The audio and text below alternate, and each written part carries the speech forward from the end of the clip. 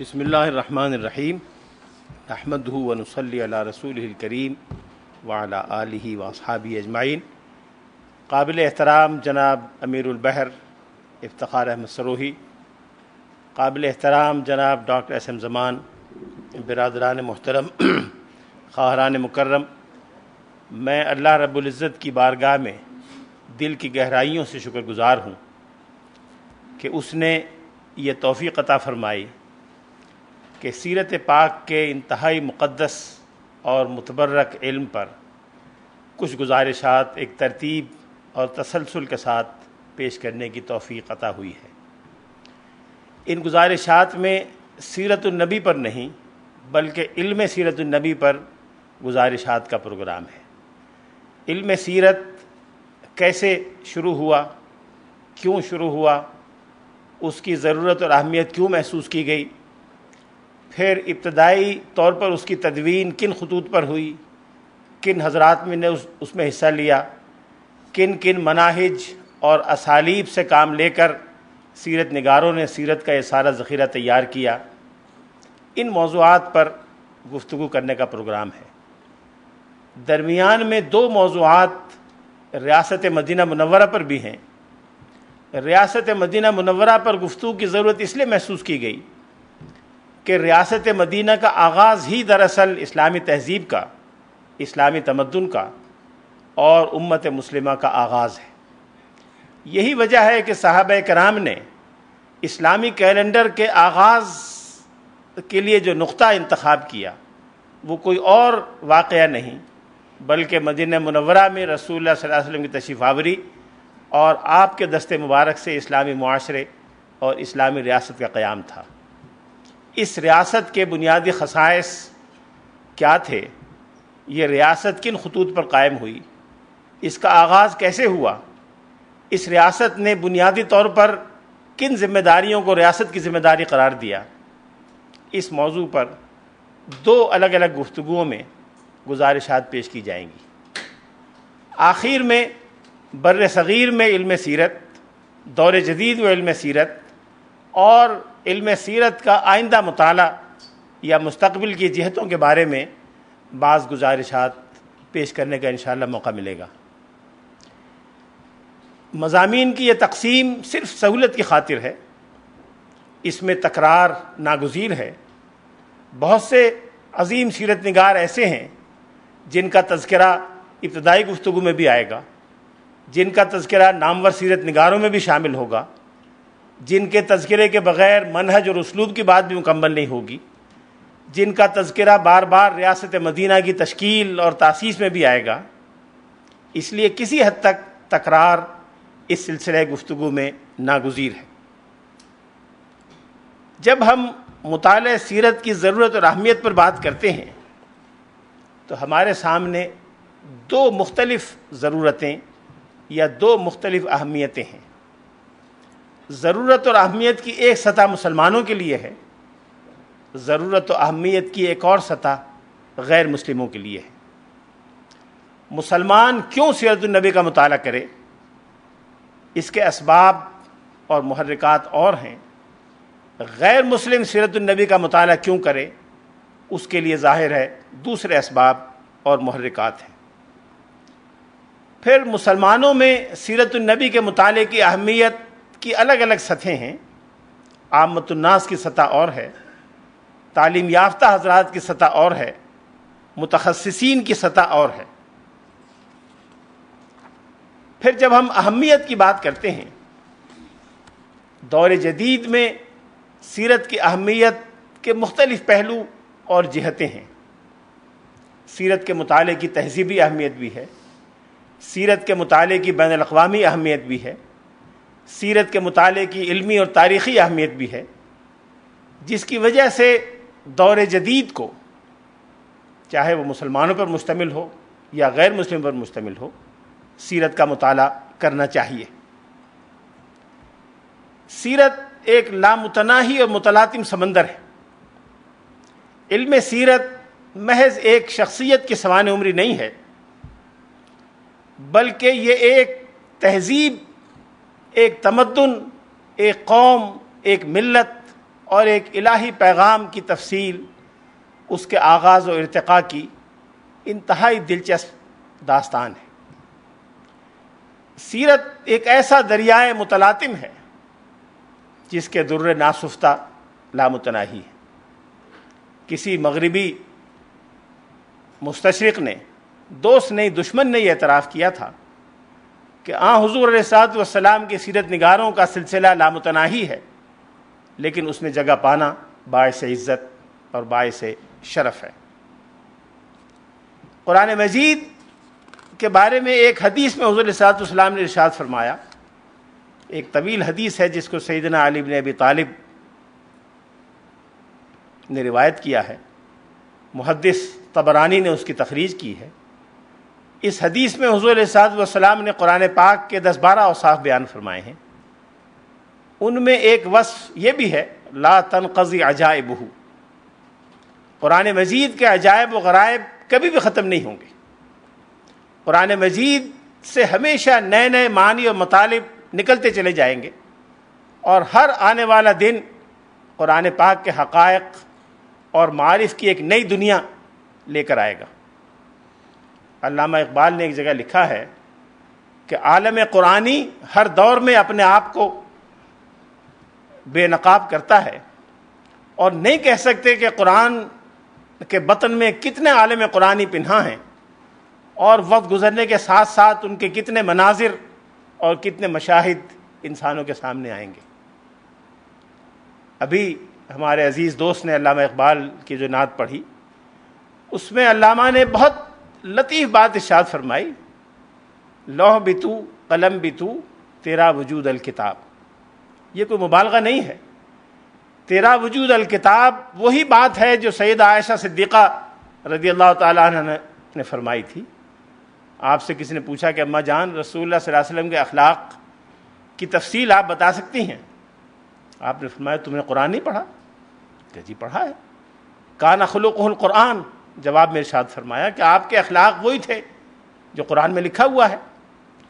لہٰذا قرآن مجید اگر قرآن صامت ہے، خاموش قرآن ہے، تو حضور علیہ الصلوۃ والسلام کے وجود گرامی قرآن ناطق ہے۔ اگر قرآن صامت کے عجائب و غرائب لامتناہی ہیں، تو قرآن ناطق کے عجائب و غرائب کیسے متناہی ہو سکتے ہیں؟ وہ بھی لامتناہی ہی ہیں اور لامتناہی ہوں گے، جس کی ایک دلیل یہ ہے کہ سیرت نگاروں کا ایک سیلاب کہہ سکتے ہیں، سیرت نگاروں کا ایک سلسلہ ہے جو بغیر کسی تسلسل کے چلا آ رہا ہے، اور ہر سیرت نگار کی تحقیق کے بعد یہ احساس ہوتا ہے کہ شاید ابھی تو کام کا آغاز ہے، ابھی تو ایک نئی دنیا موجود ہے جس کو سر کرنا ہے، ابھی تو ایک نیا ہفت خواں سامنے آیا ہے جس کو عبور کرنا ہے۔ یہ خود اپنی جگہ ذات رسالت مآب علیہ الصلوۃ والسلام کا ایک معجزہ ہے۔ گما مبر کہ بپایاں رسید کار مغاں، گما مبر کہ بپایاں رسید کار مغاں، ہزار باد ناسفتہ در رگ تاکست۔ یہ احساس ہر اس سیرت نگار یا طالب علم سیرت کو ہوتا ہے جو کسی پہلو سے سنجیدہ تحقیق کی خاطر ذخائر سیرت کی طرف رجوع کرنا چاہتا ہے۔ سیرت کے لغوی معنی تو طریقہ کار یا چلنے کی رفتار کے ہیں۔ عربی زبان میں فعل کے وزن پر جو مصدر آتا ہے، اس کے معنی کسی کام کا طریقہ یا کسی کام کو اختیار کرنے کا اسلوب۔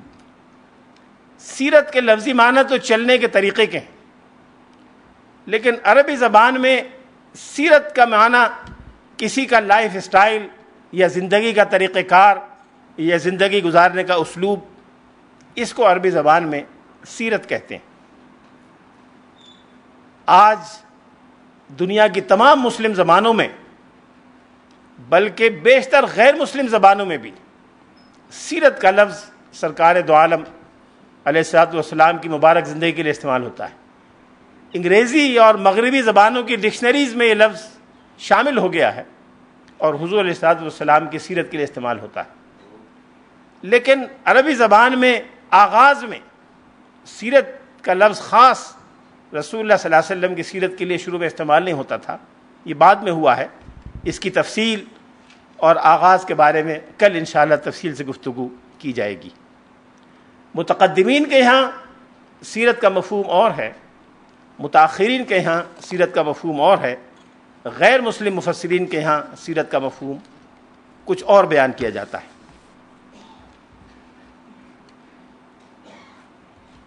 اسلامی اصطلاح میں، اسلامی علوم و فنون کی اصطلاح میں سیرت کا لفظ سب سے پہلے رسول اللہ صلی اللہ علیہ وسلم کے اس طرز عمل کے لیے استعمال کیا گیا جو رسول اللہ صلی اللہ علیہ وسلم نے غیر مسلموں سے معاملہ کرنے میں اور جنگوں میں یا صلح اور معاہدات کے معاملے میں استعمال فرمایا۔ قدیم مفسرین نے، فقہاء اور محدثین نے اور سیرت نگاروں نے سیرت کے لفظ کو اسی مفہوم میں استعمال کیا ہے۔ ہمارے بر صغیر کے مشہور عالم اور محقق اور قاموس نگار قاضی محمد اعلیٰ تھانوی نے اپنی مشہور کتاب کشاف اصطلاحات الفنون میں سیرت کی لغوی تشریح کرتے ہوئے لکھا ہے، ثم غلبت فی الشرع علی طریقۃ المسلمین، شریعت کی اصطلاح میں اس لفظ کا زیادہ استعمال مسلمانوں کے اس طریقہ کار پر ہوتا ہے جو وہ کفار، غیر مسلم، مسلمان باغی، مرتدین، اہل ذمہ اور دوسروں سے معاملہ اور طریقہ کار کے بارے میں اختیار کرتے ہوں۔ یہ ایک پہلو سے تاریخ اسلام کا مضمون ہے، دوسرے پہلو سے اسلامی قانون اور فقہ کا مضمون ہے۔ جب رسول اللہ صلی اللہ علیہ وسلم کے دنیا سے تشریف لے جانے کے بعد بڑے پیمانے پر مسلمانوں کا دوسری اقوام سے واسطہ پیش آیا، سیدنا فاروق اعظم رضی اللہ تعالیٰ عنہ کے دور میں بڑے بڑے علاقے اسلامی سلطنت میں داخل ہوئے، بہت سی اقوام اسلام میں داخل ہوئیں، بہت سی دوسری اقوام کے ساتھ جنگ اور صلح کے معاہدات کرنے پڑے، تو مسلمانوں کو قدم قدم پر اس کی ضرورت پیش آئی کہ رسول اللہ صلی اللہ علیہ وسلم کا اسوہ حسنہ، تفصیلی قوانین اور احکام و ہدایات ان کے سامنے ہوں۔ یہ اسوہ حسنہ رسول اللہ صلی اللہ علیہ وسلم کے ان غزوات سے حاصل ہو سکتا تھا جو رسول اللہ صلی اللہ علیہ وسلم نے وقتاً فوقتاً مختلف دشمنوں کے خلاف فرمائے۔ حضور علیہ الصلوۃ والسلام نے معاہدات بھی کیے، غیر مسلموں سے بھی معاہدات کیے، غیر مسلموں میں مشرکین، یہودی اور عیسائیوں سے بھی معاہدے ہوئے، نو مسلموں کو بھی مراعات دی گئیں، ان کے لیے منشور اور چارٹرز جاری کیے گئے۔ ان سب چیزوں کی بنیاد پر فقہاء اسلام نے ایک نئے قانون اور نظام کی تشکیل کی جس کے لیے سیرت اور سیر کی اصطلاح استعمال کی گئی، جو انسانی تاریخ میں پہلا بین الاقوامی قانون ہے۔ مغربی دنیا آج ہیوگو گروشیس کو بین الاقوامی قانون کا بابا آدم کہتی ہے، لیکن ہیوگو گروشیس سے کم و بیش 1000 سال پہلے فقہاء اسلام نے ان قوانین کی تدوین اور ترتیب کا کام شروع کر دیا تھا، اور ہیوگو گروشیس کی پیدائش سے 860 سال پہلے 860 امام محمد بن حسن شیبانی 3 کتابیں بین الاقوامی قانون پر لکھ چکے تھے، جو تینوں آج موجود ہیں، اور ایک کا انگریزی اور دوسرے کا فرانسیسی اور ترکی ترجمہ بھی موجود ہے۔ یہ ساری کتابیں جو ان بہت سی کتابوں میں سے ہیں جو فقہاء اسلام نے دوسری تیسری صدیوں اور بعد میں لکھی، جن میں رسول اللہ صلی اللہ علیہ وسلم کے طرز عمل کی بنیاد پر ایک نیا قانون دنیا کو دیا گیا، اس قانون کی تدوین اور ترتیب کی گئی، اس پر کتابیں لکھی گئیں، اور وہ کتابیں آج ہمارے سامنے موجود ہیں۔ جیسے جیسے رسول اللہ صلی اللہ علیہ وسلم کی حیات طیبہ اور حیات مبارکہ کے بارے میں یہ معلومات جمع ہوتی گئیں، اس کی تدوین کا کام بھی ہوتا گیا۔ تدوین کی تاریخ پر تفصیلی گفتگو کل ہوگی، لیکن وقت گزرنے کے ساتھ ساتھ اس کے 2 حصے یا 2 پہلو نمایاں ہوتے گئے۔ ایک حصہ وہ تھا جس کی اہمیت تاریخی زیادہ تھی، جس میں رسول اللہ صلی اللہ علیہ وسلم کی زندگی کے بارے میں مختلف واقعات کو ترتیب سے جمع کیا گیا تھا۔ یہ حصہ مغازی کے نام سے مشہور ہوا، اور وہ حصہ جس میں قانون کا پہلو نمایاں تھا، جس میں فقہی رہنمائی اور ہدایات زیادہ نمایاں تھیں، وہ سیر کے نام سے متعارف ہوا، سیرت یا سیر کے نام سے، اور اس کو الگ کتابوں اور مجموعوں کی شکل میں فقہاء اسلام نے مرتب کیا۔ چنانچہ پہلی صدی کی کتابوں میں سیرت اور سیر کا لفظ ان دونوں مفہوموں میں ایک دوسرے کے بدل کے طور پر استعمال ہوتا ہے۔ وقت گزرنے کے ساتھ ساتھ سیرت میں وہ ساری چیزیں شامل ہوتی گئیں جن کا رسول اللہ صلی اللہ علیہ وسلم کے حیات مبارکہ سے براہ راست تعلق تھا۔ براہ راست تعلق سے سیرت نگاروں نے کیا سمجھا اس کی طرف بھی میں بھی اشارہ کرتا ہوں، لیکن آگے بڑھنے سے پہلے فن سیرت کی ایک ایسی تعریف جو ایک ایسے شخص نے کی جو اپنے زمانے میں پورے بر صغیر کا صف اول کا عالم، مفسر، محدث، فقیہ اور محقق تھا، اور بر صغیر سے مراد برما، بنگلہ دیش، پاکستان، افغانستان، نیپال اور چھوٹے چھوٹے کئی اور ملک، اور فن سیرت بھی مکمل طور پر ترقی پا کر اپنے کمال کو پہنچ چکا تھا۔ میری مراد بر صغیر کے مشہور عالم حضرت شاہ عبدالعزیز محدث دہلوی سے ہے۔ آپ نے فرمایا، اجالہ نافعہ ان کی کتاب ہے جس میں انہوں نے علم حدیث اور علوم سیرت کی کوئی تفصیل بیان کی ہے۔ اس کتاب میں شاہ عبدالعزیز نے سیرت کی تعریف کرتے ہوئے کہا ہے کہ آنچ متعلق بوجود پیغمبر ماں صلی اللہ علیہ وسلم و صحابہ کرام و آل عظام است و از ابتدائے تولد آ جناب تا غایت وفات آرا سیرت گوئند، کہ رسول اللہ صلی اللہ علیہ وسلم کے وجود گرامی سے جو کچھ بھی متعلق ہے، آپ کے صحابہ کرام اور آپ کے اہل بیت اور آل عظام سے جو کچھ چیز تعلق رکھتی ہے، رسول اللہ صلی اللہ علیہ وسلم کی ولادت مبارکہ سے لے کر اور آپ کی دنیا سے تشریف لے جانے تک، اس سب کی تفصیل کو اسلامی علوم و فنون کی اصطلاح میں سیرت کہتے ہیں۔ سیرت گویا رویہ اور طریقہ کار، قرآن مجید پر عمل کرنے کا طریقہ کار۔ اگر قرآن صامت اللہ کی کتاب ہے اور انسانوں کے عمل کرنے کے لیے ہے تو اس پر عمل کرنے کا ایک طریقہ کار بھی اللہ کی طرف سے سامنے آنا چاہیے۔ اللہ تعالیٰ نے محض نظری ہدایت پر اکتفا نہیں فرمایا، بلکہ اپنی رحمت کاملہ اور فضل عمیم سے ایک عملی نمونہ بھی بھیجا جس کو سیرت کے نام سے آج ہم یاد کرتے ہیں۔ قرآن پر عمل کرنے کا طریقہ کار اور قرآن مجسم کا رویہ۔ جو قرآن نے کہا حضور نے کیا، جو حضور نے کیا وہ قرآن نے کہا، ان دونوں میں گہری نسبت پائی جاتی ہے۔ بلکہ جو حضور نے چاہا وہ قرآن نے کہا۔ قد نرا تقلب وجهك في السماء، حضور کے دل میں خواہش پیدا ہوئی کہ میرے دادا ابراہیم اور اسماعیل کا بنایا ہوا بیت اللہ اب ہمیشہ ہمیشہ کے لیے قبلہ قرار پا جائے، تو قرآن پاک نے اس خواہش کو بھی ریکارڈ کر دیا۔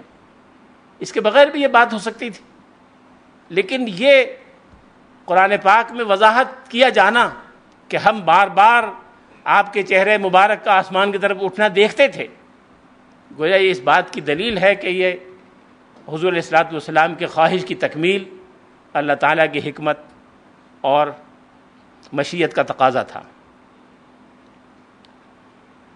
ابھی میں نے عرض کیا کہ خالص قانونی ضروریات کی خاطر فقہاء اسلام نے بالخصوص اور محدثین نے بالعموم مغازی کی تفصیلات جمع کی، اور ان تمام غزوات اور حضور کی مہمات میں جو چیزیں قانونی اہمیت رکھنے والی تھیں ان کو الگ کتابوں کی شکل میں مرتب کیا۔ چنانچہ ابتدائی دور کی کتابیں جیسے عروہ ابن زبیر کی تحریریں ہیں یا موسیٰ ابن عقبہ کی تحریریں ہیں، یہ مغازی بھی کہلائیں اور سیر بھی کہلائیں۔ کسی نے ان کتابوں کو مغازی کے نام سے یاد کیا، کسی نے ان کو سیر کے نام سے یاد کیا۔ پھر وقت کے ساتھ ساتھ سیرت اور مغازی کی کتابیں الگ الگ ہوتی گئیں۔ مغازی کا انداز تاریخی انداز قرار پایا اور سیر کا انداز قانونی انداز قرار پایا۔ پھر مغازی میں اور تفصیلات شامل ہوتی گئیں اور اس کا نام کہیں علم سیرت و مغازی رکھا گیا، کہیں علم مغازی و سیر رکھا گیا، بالآخر اس کا نام علم سیرت قرار پایا اور مغازی اس کا ایک شعبہ بن گیا۔ آج علم سیرت ایک ایسا وسیع اور جامع علم ہے جس کے بہت سے شعبے اور بہت سے حصے ہیں. ان میں سے ایک حصہ مغازی اور رسول اللہ صلی اللہ علیہ وسلم کے غزوات اور مہمات بھی ہیں. غزوہ کے لفظ سے یہ نہ سمجھیے گا کہ رسول اللہ صلی اللہ علیہ وسلم کی صرف وہ مہمات ہیں جس میں کوئی عسکری یا حربی مقصد پیش نظر تھا، بلکہ اصطلاحاً غزوہ سے مراد ہر وہ مہم ہے جو مدینے سے باہر رسول اللہ صلی اللہ علیہ وسلم کی قیادت میں اختیار کی گئی ہو. چاہے رسول اللہ صلی اللہ علیہ وسلم اس میں جنگ کی نیت سے باہر تشریف لے گئے ہوں یا کسی اور نیت سے تشریف لے گئے ہوں، ان سب کے لیے عمومی طور پر غزوہ یا مغازی کی اصطلاح استعمال کی جاتی ہے. مثال کے طور پر شروع میں ہجرت کے ابتدائی مہینوں میں بہت سی مہمات ایسی ہوئیں کہ جس میں رسول اللہ صلی اللہ علیہ وسلم کا مقصد جنگ نہیں تھا، بلکہ مختلف قبائل سے دوستانہ تعلقات کو فروغ دینا، مختلف قبائل سے مختلف نوعیت کے معاہدات کرنا اور ایک خیر سگالی کے وفود ان کے پاس لے جانا تھا. لیکن محدثین اور سیرت نگاروں نے ان مہمات کو بھی غزوہ کے لفظ سے یاد کیا ہے. اس میں سفارتی اور غیر عسکری مہمات بھی شامل ہیں. مثال کے طور پر غزوہ ابوا کا ذکر ملتا ہے جو بدر سے پہلے کی ایک مہم ہے. اس میں رسول اللہ صلی اللہ علیہ وسلم کا مقصد کوئی جنگ کرنا نہیں تھا، لیکن بنی زمرہ ایک قبیلہ جس کی اہمیت پر انشاءاللہ آئندہ تفصیل سے اظہار خیال ہوگا، بنی زمرہ کے ساتھ دوستی کا معاہدہ کرنا، ان سے خیر سگالی کے تعلقات قائم کرنا اور ماضی کے ان تعلقات کا احیاء پیش نظر تھا جو اسلام سے پہلے سے جو ہجرت سے پہلے سے رسول اللہ صلی اللہ علیہ وسلم اور بنی زمرہ کے درمیان موجود تھے. بنی زمرہ اور رسول اللہ صلی اللہ علیہ وسلم کے درمیان ہجرت سے پہلے سے تعلقات تھے. ان تعلقات کا احیاء اور مزید پختہ بنانا مقصود تھا. انہی دنوں میں ایک غزوہ ذو العشیرہ کا تذکرہ ملتا ہے جس کا کوئی حربی یا عسکری مقصد نہیں تھا، بلکہ قبیلہ بنو مدلج جو عرب میں کھوجیوں کا قبیلہ تھا اس سے تعلقات قائم کرنا مقصود تھا. ہجرت کے واقعے میں آپ کو یاد ہوگا کہ سراقہ جو اس قبیلے کا سردار تھا، یہ قبیلہ مدینہ منورہ کے قریب مکہ و مدینہ کے راستے میں آباد تھا، اور اس نے یہ سنا تھا کہ قریش نے 100 اونٹوں کا انعام مقرر کیا ہے. تو یہ چونکہ کھوجی تھا اس لیے فوراً اس نے پتہ لگا لیا اور یہ پہنچ گیا، لیکن مقصود حاصل نہیں کر سکا. یہ وہ قبیلہ ہے. رسول اللہ صلی اللہ علیہ وسلم کے سراقہ سے اچھے تعلقات قائم ہو گئے. سراقہ ہجرت سے پہلے اسلام لے آئے. حضور نے ان کو ایک پروانہ امن بھی لکھ کے دے دیا. بعض روایات میں ہے کہ یہ تحریر سیدنا ابوبکر صدیق کی تھی، بعض روایات میں ہے کہ عامر ابن فہرہ کی تھی. دونوں صورتوں میں رسول اللہ صلی اللہ علیہ وسلم کے حکم سے ایک تحریر بھی لکھ کے دے دی گئی، اور یوں بنی مدلج کے سردار سے ایک ذاتی تعلق حضور کا قائم ہو گیا. ظاہر ہے اس قبیلے کے خلاف کوئی عسکری اقدام تو متصور نہیں ہو سکتا. اس قبیلے میں مہم لے جانے کا مقصد دوستی اور بھائی چارے کے تعلق کو فروغ دینا تھا. پھر بنی زمرہ اور بنی مدلج بڑے بڑے قبائل تھے، بڑے اہم قبائل تھے. ان قبائل کے خلاف ملٹری ایکشن کے لیے 50 100 125 آدمیوں کو لے جانا ویسے بھی ناقابل فہم ہے. یہ بات میں نے اس لیے تفصیل سے عرض کی کہ سیرت نگار غزوے کی اصطلاح مہم کے لیے استعمال کرتے ہیں. کسی ایکسپیڈیشن کے لیے اگر وہ براہ راست حضور کی سربراہی کا شرف رکھتی ہو اس کے لیے غزوہ کی اصطلاح استعمال کی گئی، اور اگر کسی اور صحابی کو حضور نے سربراہی سونپی ہو اس کے لیے سریہ کی اصطلاح استعمال کی گئی. مغازی اب علم سیرت کا ایک شعبہ ہے. علم سیرت اب ایک وسیع کینوس رکھتا ہے جس کے بارے میں ہم کہہ سکتے ہیں کہ پوری اسلامی تمدن اور اسلامی تاریخ اور رسول اللہ صلی اللہ علیہ وسلم کے پورے پیغمبرانہ کیریئر کا ایک لینڈسکیپ ہے. اس لینڈسکیپ میں کیا کیا ہے؟ اس میں وہ سب کچھ ہے جس کا اسلام اور رسول اللہ صلی اللہ علیہ وسلم کی سیرت مبارکہ سے تعلق ہے. اس میں مغازی کا تذکرہ بھی ہے، اس میں سیرت پاک کے دوران وقوع پانے والے اہم واقعات بھی ہیں، اس میں رسول اللہ صلی اللہ علیہ وسلم کا ذاتی طرز عمل اور وہ سنتیں بھی ہیں جن کو سنن زوائد کے نام سے یاد کیا گیا. ان میں ان قبائل کا تذکرہ بھی ہے جن سے رسول اللہ صلی اللہ علیہ وسلم کا تعلق رہا. قبیلہ قریش تو سب سے بڑا تھا، پھر اس کی مختلف شاخیں، شاخوں کی شاخیں، ان میں سے ہر قبیلے سے رسول اللہ صلی اللہ علیہ وسلم کا کوئی نہ کوئی تعلق رہا، یا حضور کا اپنا، یا حضور کے والد کا، یا حضور کے دادا کا، یا حضور کی والدہ کا۔ ایک سیرت نگار نے لکھا ہے کہ عرب میں جتنے اہم قبائل تھے، جتنے بڑے بڑے قبائل تھے جو عرب کی تاریخ، تمدن اور معاشرت میں کوئی مقام رکھتے تھے، ان سب میں رسول اللہ صلی اللہ علیہ وسلم کی کوئی نہ کوئی رشتہ داری تھی، بالواسطہ یا بلا واسطہ۔ اور یہ بات ہم سب جانتے ہیں، اور ہم اہل پاکستان شاید زیادہ بہتر سمجھتے ہیں کہ قدیم معاشروں میں قبائل اور برادری سے تعلق اور نسبت کی بڑی اہمیت ہوتی ہے، اور اگر کسی کی کوئی رشتہ داری کسی قبیلے یا برادری میں ہو تو ہر با کردار انسان، ہر با اخلاق اور با اصول انسان اس برادری اور رشتہ داری کے تقاضوں کو نبھانا اپنا اخلاقی فریضہ سمجھتا ہے۔ یہ اللہ تعالیٰ کی ایک حکمت تھی، ایک تکوینی مشیت تھی کہ بہت پہلے سے اس کا بندوبست ہو رہا تھا کہ رسول اللہ صلی اللہ علیہ وسلم کے آباء و اجداد نے مختلف قبائل سے تعلقات قائم کیے۔ اب ان قبائل کی تفصیل، ان تعلقات کی نشاندہی، ان تعلقات کے اثرات، ان تعلقات کا پس منظر، یہ خود علم سیرت کا ایک نیا میدان ہے جس پر ابھی کام کا آغاز ہوا ہے۔ پھر رسول اللہ صلی اللہ علیہ وسلم کی ازواج مطہرات کا تعلق مختلف قبائل سے تھا۔ عرب کے جتنے بڑے بڑے قبائل تھے، مدینہ منورہ اس کے قرب و جوار میں، مکہ مکرمہ اس کے قرب و جوار میں، ان سب قبائل سے رسول اللہ صلی اللہ علیہ وسلم نے تعلقات قائم فرمائے۔ ان تعلقات کا مقصد دعوت اسلام کے کام کو فروغ دینا اور دعوت اسلام کی مہم میں ان تعلقات کے اثرات کو استعمال کرنا۔ سیرت نگاروں نے لکھا ہے کہ جب رسول اللہ صلی اللہ علیہ وسلم نے ام المومنین ام حبیبہ سے نکاح فرمایا، اس کے بعد ابو سفیان نے کسی مہم کی قیادت اسلام کے خلاف نہیں کی۔ کوئی شخص عرب کے معاشرے میں اپنے داماد کے خلاف فوج لے کے نہیں نکل سکتا تھا۔ یہ مقاصد تھے جو رسول اللہ صلی اللہ علیہ وسلم کے پیش نظر تھے۔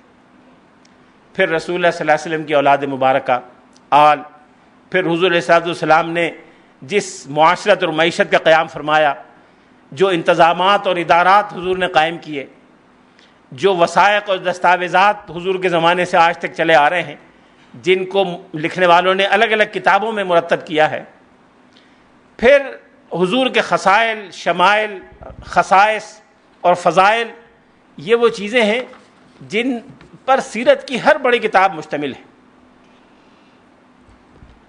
لیکن یہ نہ سمجھیے گا کہ سیرت صرف اسی کا نام ہے، بلکہ علماء کرام نے یہ کوشش کی کہ ہر وہ چیز جس کا چاہے کوئی خاص تعلق براہ راست حضور علیہ السلام کی ذات گرامی سے نہ ہو، لیکن بالواسطہ تعلق بھی ہو، تو اس کو بھی سیرت کے مطالعے کے دائرے میں لایا جائے۔ یہاں تک کہ وہ چیزیں کہ جن کا کوئی اثر حضور کے پیغام کو سمجھنے یا اس پر عمل کرنے میں نہیں پڑتا، اگر وہ معلومات نہ بھی ہوتی تو شاید سیرت میں کوئی کمی نہ ہوتی، لیکن سیرت نگاروں کی ذاتی محبت، ذاتی عقیدت اور غیر معمولی احترام اور غیر معمولی اہتمام نے وہ چیزیں بھی مرتب کرائیں، اور یہ غیر معمولی محبت اور اہتمام صحابہ کرام کے زمانے سے چلا آ رہا تھا۔ یہ بات میں نے اس لیے کہی کہ ہم مسلمانوں میں سے ہر ایک اس بات کو جانتا ہے، اور ہر مسلمان کو، گنہگار سے گنہگار مسلمان کو اس کا اندازہ ہے کہ ذات رسالت مآب کے لیے عقیدت اور احترام اور عظمت کے کون سے جذبات و احساسات ہیں جو مسلمان کے دل میں پنہا ہوتے ہیں۔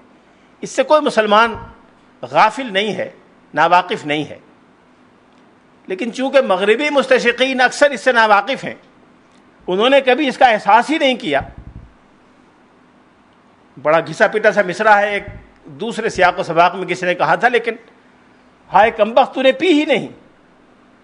ایک مستشرق نے پوری کتاب اس پہ لکھ دی کہ رسول اللہ صلی اللہ علیہ وسلم کا جو تصور قدیم سیرت نگاروں کے ذہن میں تھا، وہ تو محض ایک فرما روا اور قبائلی لیڈر کا تھا، ایک بڑے ریفارمر کا تھا، لیکن بعد کی نسلوں نے محمد علیہ السلام کو آئیڈیلائز کیا، ان کو ایک آئیڈیلائز کیا اور ایک لیئر ان کی شخصیت پہ بٹھا دیا۔ پوری کتاب اس موضوع پہ لکھی ہے کہ اصل اس نے کہا، اس نے فرق کیا ہے کہ ریئل محمد، ہسٹوریکل محمد آئیڈیلائزڈ محمد اور آئیڈلائزڈ محمد. نعوذ باللہ من ذالک. نہ مسلمانوں نے کوئی چیز آئیڈیلائز کی نہ آئیڈلائز کی، یعنی حضور کو دیوتا بنا دیا، آئیڈل بنا دیا، اور پھر اس کی لیئرز اور سطحیں اس نے گنوانے کی کوشش کی ہے. یہ وہ چیز ہے جس کا کوئی اندازہ اس وقت تک ہو ہی نہیں سکتا کسی غیر مسلم کو، جب تک اس کو مسلمانوں کے احساسات اور جذبات کا حقیقی ادراک اور علم نہ ہو. بعد کے سالوں میں، شروع میں تو چھوٹی چھوٹی کتابیں آئیں، کسی ایک پہلو پر، دوسرے پہلو پر، تیسرے پہلو پر. جوں جوں یہ سارا مواد جمع ہو کے متداول ہوتا گیا، لوگوں کے لیے دستیاب ہوتا گیا، بعد میں آنے والوں کے لیے آسان ہو گیا کہ اس سارے مواد کو یکجا جمع کر لیں. 8ویں 10ویں صدی ہجری تک آتے آتے سیرت کی کتابیں 10 جلدوں میں، 12 جلدوں میں، 15 جلدوں میں لکھی جانے لگیں. ان میں سے بعض کا تذکرہ میں کروں گا انشاءاللہ. اب یہ جو کتابیں 12 جلدوں میں، 15 جلدوں میں لکھی گئیں، جن میں سے مطبوعہ موجود ہیں، اوپر اسی ہال کے اوپر کتب خانے میں موجود ہیں، ان کتابوں میں وہ تمام چیزیں سیرت نگاروں نے، محدثین نے جمع کی ہیں جن کا مصنف کے نظر میں حضور صلی اللہ علیہ وسلم کی ذات مبارکہ سے بالواسطہ یا بلا واسطہ تعلق تھا. وہ چیزیں جو ابھی میں نے بیان کی وہ تو یقیناً سیرت کا مضمون ہے. رسول اللہ صلی اللہ علیہ وسلم کے جن قبائل سے تعلقات رہے وہ بھی سیرت کا مضمون ہے. جن اصحاب کو رسول اللہ صلی اللہ علیہ وسلم کی خدمت میں رہنے کا اتفاق ہوا وہ بھی سیرت میں شامل ہیں. خدام اور ملازمین اور عمال اور کارندگان حکومت، قاضی، مفتی، یہ تو لازماً سیرت کا حصہ ہیں. لیکن رسول اللہ صلی اللہ علیہ وسلم نے کن کن سواریوں کو سواری کا شرف عطا فرمایا، گھوڑے کتنے تھے، اونٹیاں کتنی تھیں. صحابہ کرام کی محبت کا تو کوئی اندازہ نہیں کر سکتا. حضرت ابوبکر صدیق رضی اللہ تعالیٰ عنہ پہلی مرتبہ جب سرکاری حج سرکاری انتظام میں ہوا، سن 9 ہجری میں امیر حج بنا کے بھیجے گئے. تو امیر حج بن کے حضرت ابوبکر صدیق روانہ ہو چکے تھے، کئی منزلیں طے کر چکے تھے. بعد میں سورہ برات کی ابتدائی 40 آیات نازل ہوئیں جس میں مشرکین کے بارے میں کہا گیا کہ جو معاہدے ان سے کیے ہیں وہ ختم کر دیے جائیں اور 4 مہینے کا نوٹس دے دیا جائے. اس کے لیے حضور صلی اللہ علیہ وسلم نے مناسب سمجھا کہ حج کے موقع پر اعلان کیا جانا مفید ہے، اس لیے کہ تمام قبائل اور عرب سے لوگ آئے ہوں گے. اس وقت اگر یہ اعلان کیا جائے تو آسان ہے، سب تک پہنچ جائے گا. تو آپ نے حضرت علی رضی اللہ تعالیٰ عنہ کو یہ آیات دے کے پیچھے بھیجا اور اپنی اونٹنی دے کر بھیجا. سب سیرت نگاروں نے، محدثین نے لکھا ہے کہ سیدنا علی بن ابی طالب تیزی کے ساتھ جا رہے تھے کہ حضرت صدیق کے مکہ پہنچنے سے پہلے ان سے ملے.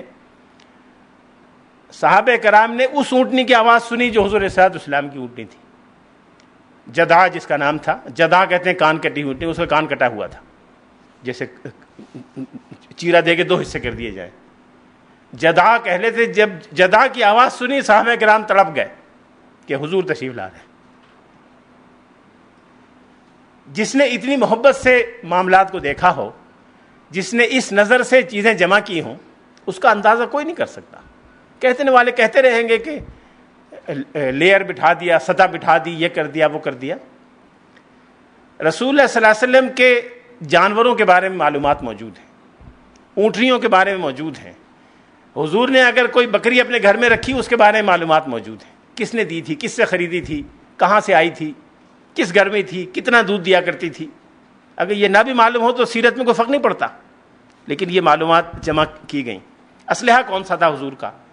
حضور علیہ الصلوۃ والسلام جن گھروں میں، جن کمروں میں، حجروں میں رہائش پذیر تھے، اس کی تفصیل کیا تھی؟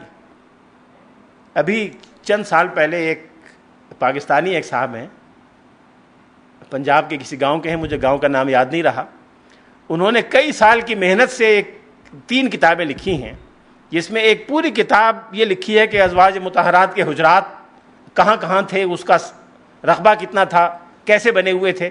پرانی کتابیں لے کر ایک ایک چیز کو ہاتھ سے ناپ کر، اگر لکھا ہوا ہے کہ 10 ہاتھ تھا، 10 ہاتھ سے ناپ کر نشاندہی کر کے بتایا. کتاب شائع کی ہے پوری، بیوت النبی، اور اس طرح کی 3 کتابیں اور ہیں.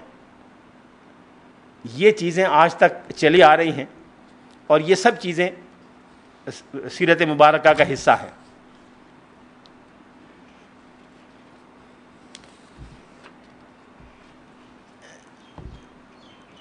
یہ ساری معلومات، جیسا کہ مصادر سیرت پر کل بات ہوگی تو میں تفصیل سے عرض کروں گا، ایک اعتبار سے حدیث کا حصہ ہے اور ایک اعتبار سے سیرت کا حصہ ہے۔ محدثین اور سیرت نگار دونوں حضرات نے ان معلومات سے اعتنا کیا ہے، لیکن محدثین کا جو تھرسٹ ہے، محدثین کا جو اصل ارتکاز ہے، وہ رسول اللہ صلی اللہ علیہ وسلم کے ارشادات، آپ کے اعمال اور تقریرات پر اس اعتبار سے ہے کہ کیا چیز جائز ہے اور کیا ناجائز ہے، کیا چیز سنت کا حصہ ہے اور کیا چیز سنت کا حصہ نہیں ہے۔ محدثین کا زور اس پر ہے۔ سیرت نگاروں کا زور اس پر ہے کہ رسول اللہ صلی اللہ علیہ وسلم کا ذاتی طرز عمل اور رویہ اور شخصیت مبارکہ کیا تھی۔ اس لیے ان دونوں میں بڑا تداخل پایا جاتا ہے۔ بہت سے موضوعات ہیں جو حدیث کا حصہ بھی ہیں، سیرت کا حصہ بھی ہیں۔ کچھ موضوعات ہیں جو صرف حدیث کا حصہ ہیں اور سیرت کا حصہ نہیں ہیں۔ کچھ موضوعات صرف سیرت کا حصہ ہیں اور حدیث کا حصہ نہیں ہیں۔ یہ وجہ ہے کہ حدیث کی ہر بڑی کتاب سیرت کے بارے میں بڑی قیمتی معلومات پر مشتمل ہے۔ حدیث کی کوئی کتاب ایسی نہیں ہے جس میں سیرت کے بارے میں بنیادی معلومات موجود نہ ہوں، اور وہ سارے بنیادی مسائل اور اسٹرکچر جس کو کہہ سکتے ہیں علم سیرت کا ڈھانچہ، وہ سارا کا سارا علم حدیث کی بنیاد پر محدثین نے انتہائی چھان پھٹک کے بعد ایک ایک راوی کی جرح اور تحقیق کے بعد مرتب کر دیا ہے۔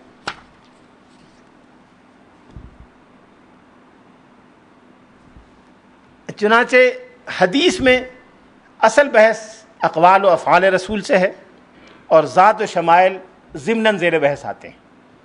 سیرت میں ذات و شمائل رسول اصلاً زیر بحث آتے ہیں، اقوال و افعال سے ضمناً اور طبعاً بحث ہوتی ہے، طبعاً یعنی تے سے۔ پھر جو چیز ذات رسالت مآب سے جتنا قریب ہے اتنا ہی وہ سیرت کے اصل صمیم میں شامل ہے۔ جو چیز جتنی قریب ہے اتنی کور میں شامل ہے اور جتنی دور ہے اتنی پیریفری پر ہے۔ یہ سیرت نگاروں کا اسلوب اور ان کے معاملات کی وسعت ہے۔ علامہ ابن قیم، جن کا تذکرہ کئی بار آئے گا اور کئی موضوعات کے تحت تفصیلی تذکرہ آئے گا، انہوں نے ایک جگہ لکھا ہے کہ سیرت کا علم حاصل کرنا ہر مسلمان کے لیے فرض ہے، اس لیے کہ سعادت دارین مسلمان کے لیے رسول اللہ صلی اللہ علیہ وسلم کی رہنمائی اور آپ کی لائی ہوئی ہدایت پر مبنی ہے۔ لہٰذا ہر وہ شخص جو اپنے لیے سعادت کا طالب ہے، اپنا خیر خواہ ہے، اپنی نجات چاہتا ہے، وہ رسول اللہ صلی اللہ علیہ وسلم کی لائی ہوئی ہدایت، آپ کی سیرت اور آپ کے معاملات سے واقفیت حاصل کرے۔ یہ بات انہوں نے زاد المعاد میں لکھی ہے۔ مطالعہ سیرت کی ضرورت مسلمانوں کے لیے کیوں ہے، اس پر شاید زیادہ تفصیلی بات کرنے کی ضرورت نہ پیش آئے۔ ایک مسلمان رسول اللہ صلی اللہ علیہ وسلم کی ذات گرامی کو قانون اور شریعت کا ماخذ سمجھتا ہے۔ ایک مسلمان کے ایمان کا یہ حصہ ہے کہ رسول اللہ صلی اللہ علیہ وسلم کی اطاعت میں ہی نجات ہے۔ وَإِن تُطِيعُوهُ تَهْتَدُوا، ہدایت کا ذریعہ صرف اور صرف اطاعت نبوی ہے۔ اسوہ حسنہ اگر کسی مسلمان کے لیے کوئی ہے تو وہ صرف رسول اللہ صلی اللہ علیہ وسلم کی ذات گرامی میں ہے۔ اللہ کی اطاعت اگر ہو سکتی ہے تو صرف حضور علیہ الصلوۃ والسلام کی اطاعت کے ذریعے ہو سکتی ہے، اس کے علاوہ اللہ کی اطاعت کا کوئی اور ذریعہ یا راستہ نہیں ہے۔ اس اسوہ حسنہ کے 3 بنیادی مصادر ہیں۔ اگر مسلمان اسوہ حسنہ کی پیروی کرنا چاہتا ہے، اسوہ حسنہ کا انگریزی ترجمہ کر سکتے ہیں role model, the best role model, the only role model. اگر کوئی رول ماڈل ہے تو وہ رسول اللہ صلی اللہ علیہ وسلم کی ذات گرامی ہے، اور وہ 3 ذریعے سے ہم تک پہنچی ہے۔ سب سے پہلے قرآن مجید، جس کے بارے میں حضرت عائشہ صدیقہ کا یہ ارشاد ہم نے سنا، کان خلقہ القرآن، آپ کے اخلاق وہی تھے جو قرآن پاک میں تحریر ہیں۔ دوسرا ماخذ حدیث و سنت کے وہ ذخائر جس کے جمع کرنے اور مدون کرنے پر ہزاروں انسانوں نے اپنی زندگی کے سال ہا سال اور ہزاروں دن اور ہزاروں مہینے قربان کیے، اور وہ ذخائر آج ہم تک پہنچے۔ اور تیسرا بڑا ماخذ ہے سیرت مبارکہ، اور رسول اللہ صلی اللہ علیہ وسلم کے وہ شمائل و خصائل جن کا تذکرہ آئندہ 12 دنوں میں 11 دنوں میں انشاءاللہ کرنے کی سعادت ہم سب حاصل کریں گے۔ آج کا دور ایک عالمگیریت کا دور ہے۔ آج ایک عالمگیر نظام کی ضرورت دنیا محسوس کر رہی ہے۔ کچھ لوگ بدنیتی سے عالمگیریت کے علمبردار بنے ہوئے ہیں۔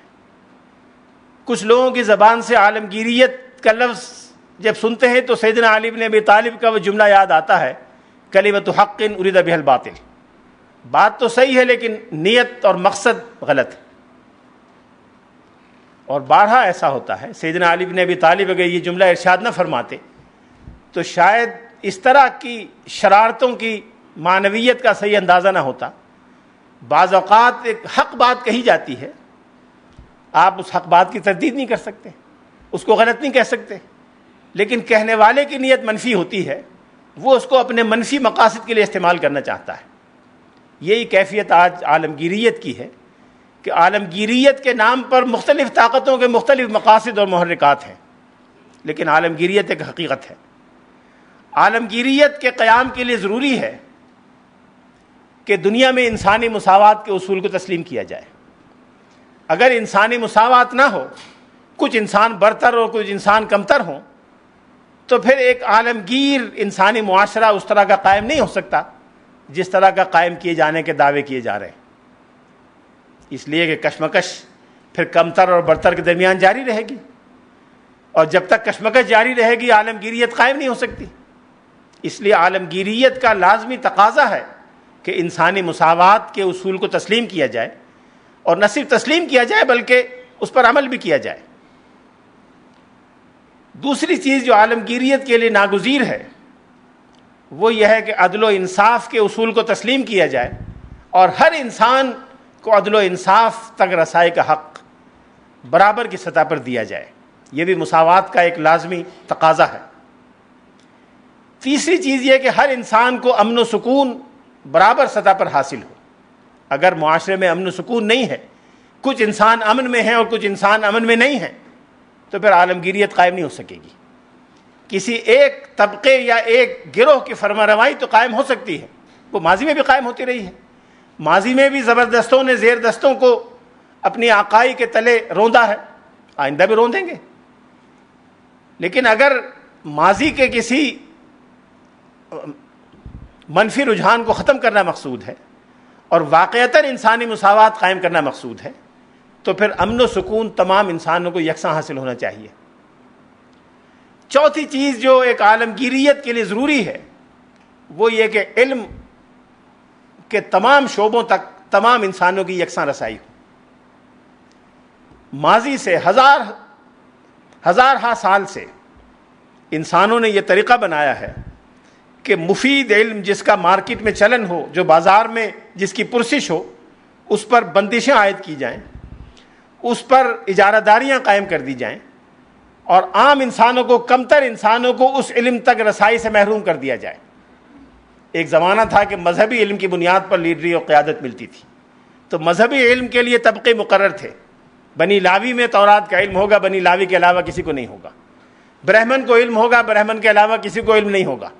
غیر برہمن اگر سن لے تو اس کے کان میں سیسا پگھلا کر ڈال دیا جائے۔ یہ اجارہ داریاں علم پر تھیں، آج بھی ہیں۔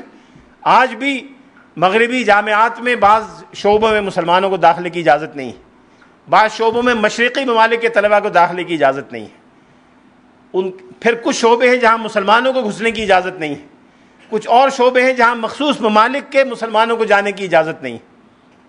یہ علم پر اجارہ داریوں کی ایک نئی شکل ہے۔ آج اگر قیادت اور برتری ایک خاص علم سے حاصل ہوتی ہے تو اس علم کا راستہ بند کر دیا جائے۔ جب تک یہ سلسلہ رہے گا انسانی مساوات قائم نہیں ہو سکتی۔ جب تک مساوات قائم نہیں ہوگی عالمگیریت کا حق ادا نہیں ہوگا۔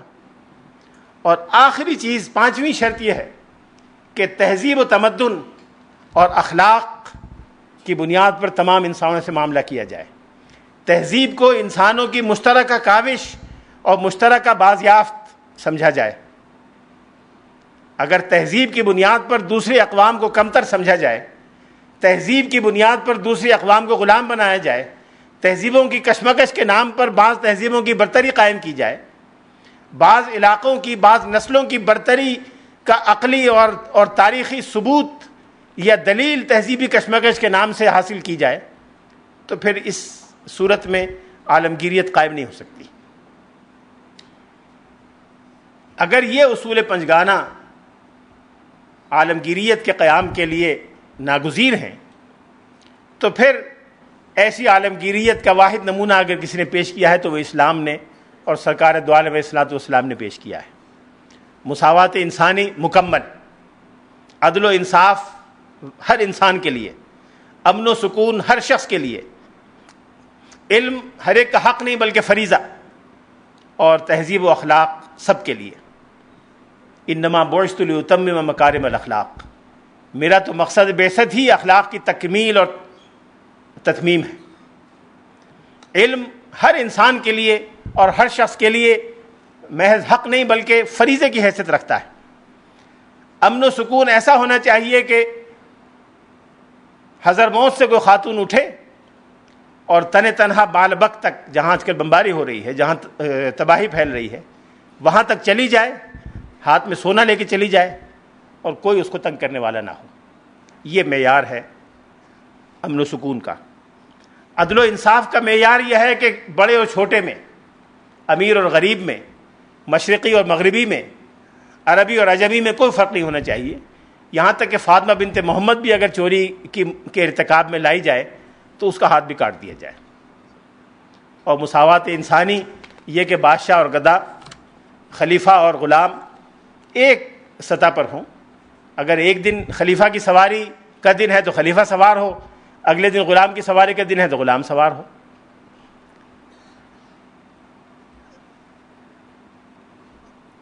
اس لیے عالمگیریت کو فروغ دینے کے لیے اور عالمگیریت کو صحیح خطوط پر استوار کرنے کے لیے اگر کسی شخصیت کی زندگی رہنما ہو سکتی ہے تو وہ صرف رسول اللہ صلی اللہ علیہ وسلم کی زندگی ہو سکتی ہے، اور اس کے لیے سیرت کا مطالعہ ناگزیر ہے۔ ڈاکٹر حمید اللہ صاحب نے ایک جگہ لکھا ہے کہ دنیا کی تمام اقوام اور ممالک کو دو مشکلات و مسائل سے واسطہ رہا ہے۔ ایک مشکل قوموں کی باہمی عصبیت، نیشنل پریجوڈس، اور دوسری چیز دولت مندوں اور غریبوں کے درمیان کشمکش، پیٹ بھروں اور بھوکوں کے درمیان کشمکش۔ ماضی میں جتنی مشکلات انسانیت کو پیش آئی ہیں، جتنی جنگیں ہوئی ہیں، جتنا خون بہا ہے، وہ شاید 99% یا شاید اس سے بھی زائد انہی دو اسباب کی وجہ سے بہا ہے۔ قوموں کی باہمی عصبیت کی وجہ سے اور بھوکوں اور پیٹ بھروں کی باہمی کشمکش اور کشاکش کی وجہ سے۔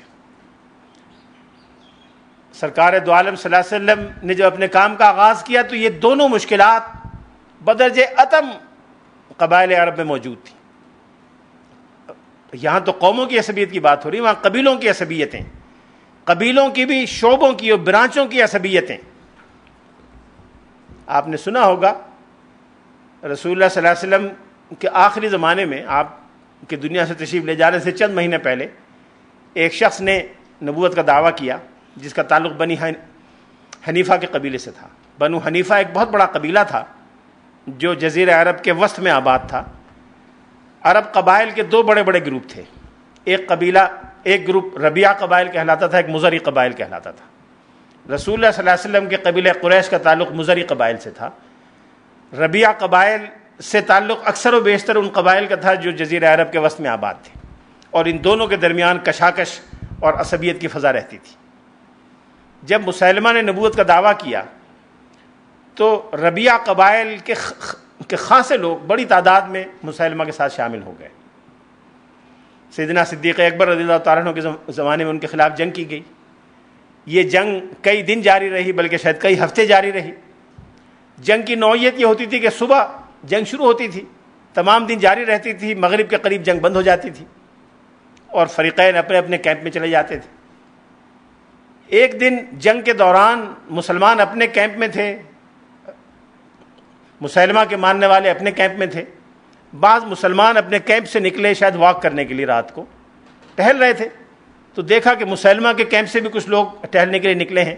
قریب آئے, بات چیت ہوئی, سلام دعا ہوئی. تو ایک صحابی جو مسلمانوں کی ٹیم میں تھے, پارٹی میں تھے, انہوں نے غور سے ایک شخص کو دیکھا, کہا کہ تمہارا یہ نام ہے؟ کہ جی ہاں. تم وہ نہیں ہو جو بنی حنیفہ کے 80 رکنی وقت میں مدینہ منورہ آئے تھے, حضور نے فلاں مکان میں تمہیں ٹھہرایا تھا؟ کہ ہاں میں وہی ہوں. تم ایمان نہیں لائے تھے؟ کہ ہاں میں ایمان لایا تھا. تو آپ نے پوچھا کہ اب تمہیں کوئی شک ہو گیا ہے رسول اللہ صلی اللہ علیہ وسلم کی نبوت پر؟ کہ نہیں, کوئی شک نہیں ہوا. حضور کو نبی مانتے ہو؟ کہ ہاں مانتا ہوں. کہ مسلمہ کی نبوت پر ایمان لائے ہو؟ کہ نہیں. اسے جھوٹا سمجھتے ہو؟ کہ ہاں جھوٹا سمجھتا ہوں. تو پھر بندہ خدا پہ مسلمانوں سے جنگ کیوں کر رہے؟ جو بات اس نے کہی بڑی عجیب تھی, اس ماحول کو سمجھنے کے لیے بڑی مفید ہے. اس نے کہا خدا کی قسم, ربیہ کا جھوٹا مضر کے سچے سے زیادہ محبوب ہے. ربیہ کا جھوٹا مضر کے سچے سے زیادہ محبوب ہے. یہ قبائلی عصبیت ہے جس سے رسول اللہ صلی اللہ علیہ وسلم کو واسطہ پڑا. اور بھوکوں اور پیٹ بھروں کی کشمکش سے تو پوری عرب کی شاعری اور جاہلیت کی شاعری بھری پڑی ہے. جاہلی شاعر شاید ہی کوئی ایسا ہوگا جس نے اپنے کارنامے بیان نہ کیے ہوں. وہاں صعالیق کی ایک نسل ہوا کرتی تھی. صعلوق کے معنی کنگال. ایک پوری نسل تھی جس کا لقب تھا کنگال, لیکن ان کا کام یہ تھا کہ لوٹ مار کیا کرتے تھے, اور لوٹ مار کر کے لوگوں کو قتل کر کے اپنی روزی کمایا کرتے تھے, اس لیے کہ صعلوق تھے, کنگال تھے. ان صعالقہ میں سے ایک بڑا مشہور کنگال یہ کہتا ہے, اپنی فخریہ بیان کرتا ہے, شنفرا نام ہے, وَأَيَّمْتُ نِسْوَانًا وَأَيْتَمْتُ إِلْدَةً وَعُدْتُ كَمَا أَبْدَأْتُ وَاللَّيْلُ أَلْيَلُ, کہ میں رات کو نکلتا ہوں, کتنی ہی عورتوں کو بیوہ کر دیتا ہوں, کتنے ہی بچوں کو یتیم کر دیتا ہوں, اور تاریکی ختم نہیں ہوتی کہ میں واپس آ جاتا ہوں. یہ فخریہ اظہار ہے ان کنگالوں کا جن کا پیشہ یہ تھا کہ لوٹ مار کر کے اپنی روزی حاصل کریں. ان حالات میں جہاں قومی عصبیت کا یہ حال ہو اور کشمکش کا یہ حال ہو, رسول اللہ صلی اللہ علیہ وسلم نے کیسے اس مسئلے کو حل کیا؟ ڈاکٹر حمید اللہ فرماتے ہیں کہ انسانی مدون تاریخ میں, ریکارڈڈ ہسٹری میں کوئی اور مثال ایسی نہیں ملتی کہ ان دونوں قسم کی مشکلات کو جو اپنی انتہا پر, اپنی پیک پر تھیں عرب معاشرے میں, کس طرح حل کر کے دکھایا اور کس طرح ان سب لوگوں کو شیر و شکر بنایا. اس راز کو جاننے کے لیے, اس کامیابی کا سر جاننے کے لیے سیرت کا مطالعہ ناگزیر ہے. پھر غیر مسلموں کے لیے ایک بات ہمیشہ بڑی دلچسپی اور حیرت کا موجب رہی ہے, آج بھی ہے, ماضی میں بھی رہی ہے. وہ یہ کہ اسلام ہر دور میں پچھلے 1427 سال میں, بلکہ نبوت کے 13 سال بھی شامل کر لیں تو 27 اور 13, پچھلے 1440 سال میں تیز رفتار ترین مذہب ہے اپنے پھیلنے کے اعتبار سے. اتنی تیز رفتاری سے ماضی میں یا حال میں کوئی مذہب نہیں پھیلا, اس وقت بھی تیز رفتاری سے پھیل رہا ہے. اور یہ ایک عجیب بات ہے کہ جن ادوار میں مسلمانوں کو سیاسی اعتبار سے کسی مشکل کا سامنا کرنا پڑا, عسکری اعتبار سے ناکامیاں ہوئیں, شکست ہوئی, ان ادوار میں اسلام زیادہ تیزی کے ساتھ پھیلا. سب سے زیادہ تاریخ زمانہ اسلام کی تاریخ میں جو بتایا جاتا ہے وہ سقوط بغداد کا واقعہ ہے, جب تاتاریوں نے منگولیا سے نکل کر اور مصر تک کا پورا علاقہ تاراج کر دیا تھا, اور ہزاروں بستیاں اور لاکھوں انسانوں کو شہید کر دیا تھا. بڑے بڑے اکابر اسلام اس ہنگامے میں شہید کر دیے گئے. یہاں تک کہ حافظ ابن کثیر نے ایک جگہ لکھا ہے, ان کا تذکرہ بھی کئی بار آئے گا, کہ اذا قیل لک ان التتار انہزموا فلا تصدق, اگر کوئی تم سے یہ کہے کہ تاتاریوں کی شکست ہو گئی تو تصدیق نہ کرو. گویا تاتاریوں کی شکست ناقابل تصور بات تھی. جب یہ سارا کام ہو گیا, جتنی تیزی سے اسلام پھیلا ہے اتنی تیزی سے پہلے نہیں پھیلا تھا, بعد میں کئی سو سال تک نہیں پھیلا.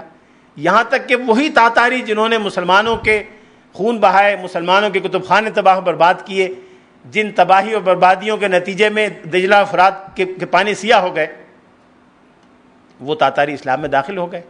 خود مغربی مصنفین نے اس کو تسلیم کیا ہے کہ پولیٹیکل اسلام, ان کی ٹرمز ہے, ہماری ٹرم نہیں ہے, کہ پولیٹیکل اسلام اور ریلیجیس اسلام دونوں پھیلنے کے اعتبار سے کنسسٹنٹ نہیں رہے. یہ ضروری نہیں کہ جب پولیٹیکل اسلام ڈومیننٹ ہوا ہو تو ریلیجیس اسلام بھی ڈومیننٹ ہوا ہو, اور یہ بھی ضروری نہیں کہ جب پولیٹیکل اسلام کو شکست ہوئی تو ریلیجیس اسلام کا ڈاؤن فال بھی ہوا ہو. بلکہ اس کے برعکس بارہا ہوا ہے. یہ کئی مغربی مصنفین نے تسلیم کیا ہے. خود آج امریکہ میں اور یورپ میں جو قبول اسلام کی رفتار ہے، 9/11 کے واقعات کے بعد جو لوگ وہاں سے آئے ہیں وہ بیان کرتے ہیں کہ کئی گنا بڑھ گئی. اسلامی کتابوں کی اشاعت ہزاروں گنا بڑھ گئی ہے، اور کئی سال تو ایسے گزرے کہ کتابوں کی دکانوں پر قرآن پاک کا ترجمہ دستیاب نہیں ہوتا تھا. درجنوں ایڈیشن قرآن پاک کے ترجموں کے نکلے ہیں اور وہ ہاتھوں ہاتھ گئے.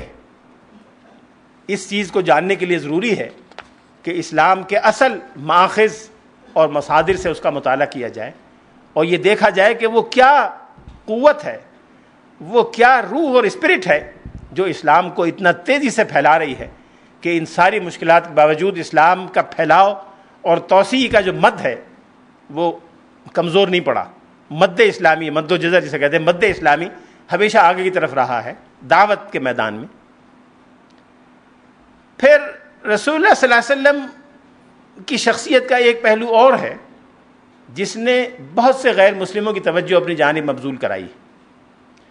وہ یہ ہے کہ ماضی میں اور حال میں بھی ایسے تو بے شمار لوگ ہیں کہ جو کسی ایک پہلو میں قیادت کر رہے ہوں اور کسی ایک پہلو میں قیادت کے نتیجے میں انہوں نے کامیابیاں حاصل کی ہوں، لیکن ایسی مثال کوئی نہیں ہے کہ ایک شخص نے بالکل شروع سے، آغاز سے کسی نئی چیز کا تصور دیا ہو، نئے انقلاب کی نوید دی ہو، نیا ویژن دیا ہو، زندگی کے ہر گوشے میں تبدیلی اور اصلاح کی نوید سنائی ہو، ایک بھرپور تبدیلی اور اصلاح کا پیغام دیا ہو، پھر اس بھرپور اصلاح اور تبدیلی کو اپنی زندگی میں 8 سال کے عرصے میں مکمل کر کے دکھا دیا ہو،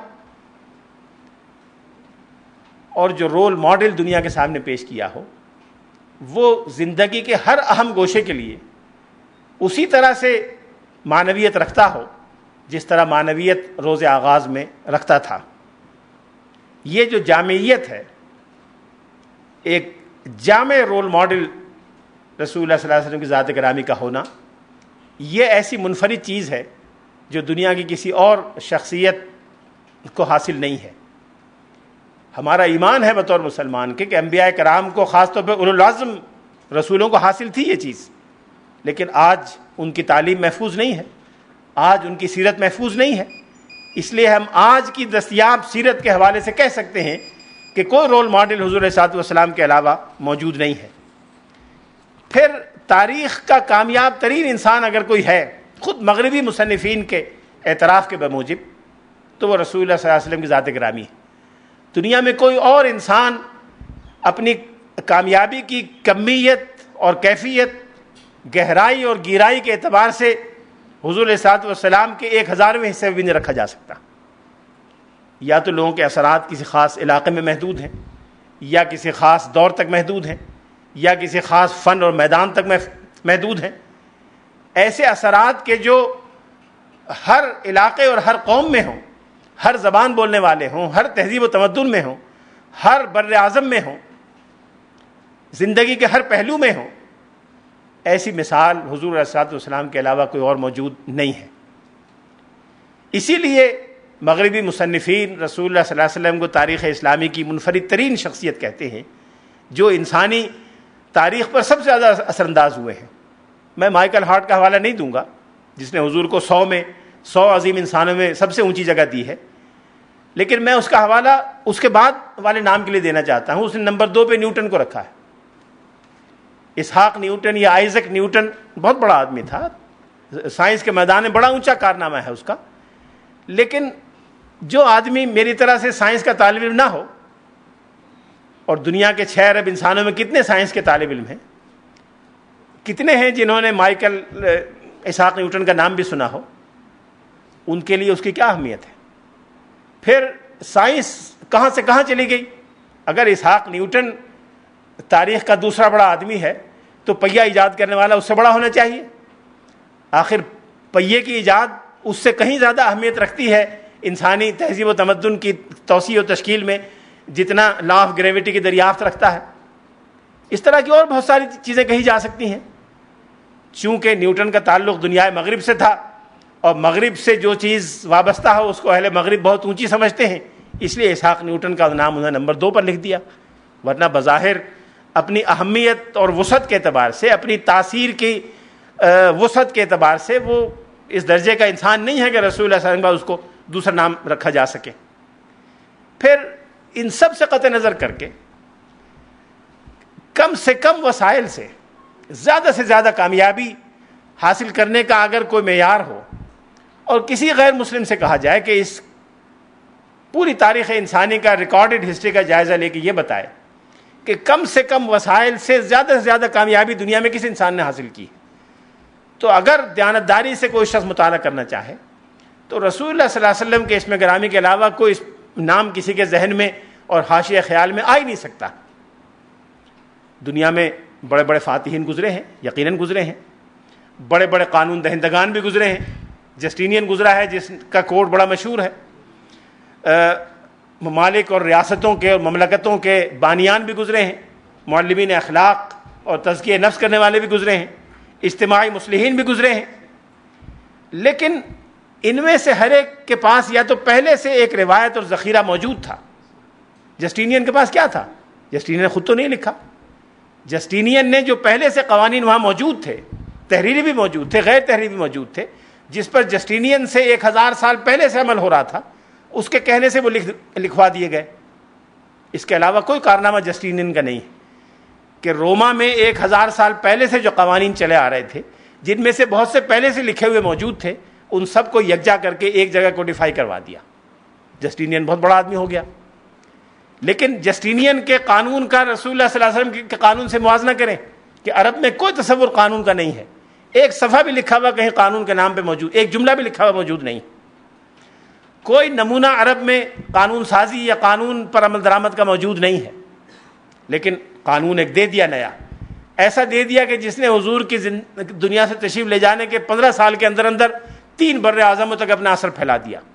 سیدنا عمر فاروق کے زمانے میں ہمارے سب کانٹیننٹ میں بر صغیر میں مسلمان آ چکے تھے، تھانہ اور معبر کی بندرگاہوں پر، جس کو آج مالابار کہتے ہیں، اس کو معبر کہتے تھے، معبر کی بندرگاہ پر مسلمانوں کی آبادیاں حضرت عمر کے زمانے میں وجود میں آ گئی تھیں، حضرت عثمان غنی کے زمانے میں اسپین میں مسلمانوں کی آبادی وجود میں آ گئی تھی، 3 بر اعظموں میں اسلام کا پیغام حضور حضرت عثمان کے زمانے پہنچ گیا تھا، حضور علیہ الصلوۃ والسلام کے دنیا سے تشریف لے جانے کے 15 سال کے اندر، اور یہ تمام آبادیاں اسلامی قانون پہ عمل کر رہی تھیں۔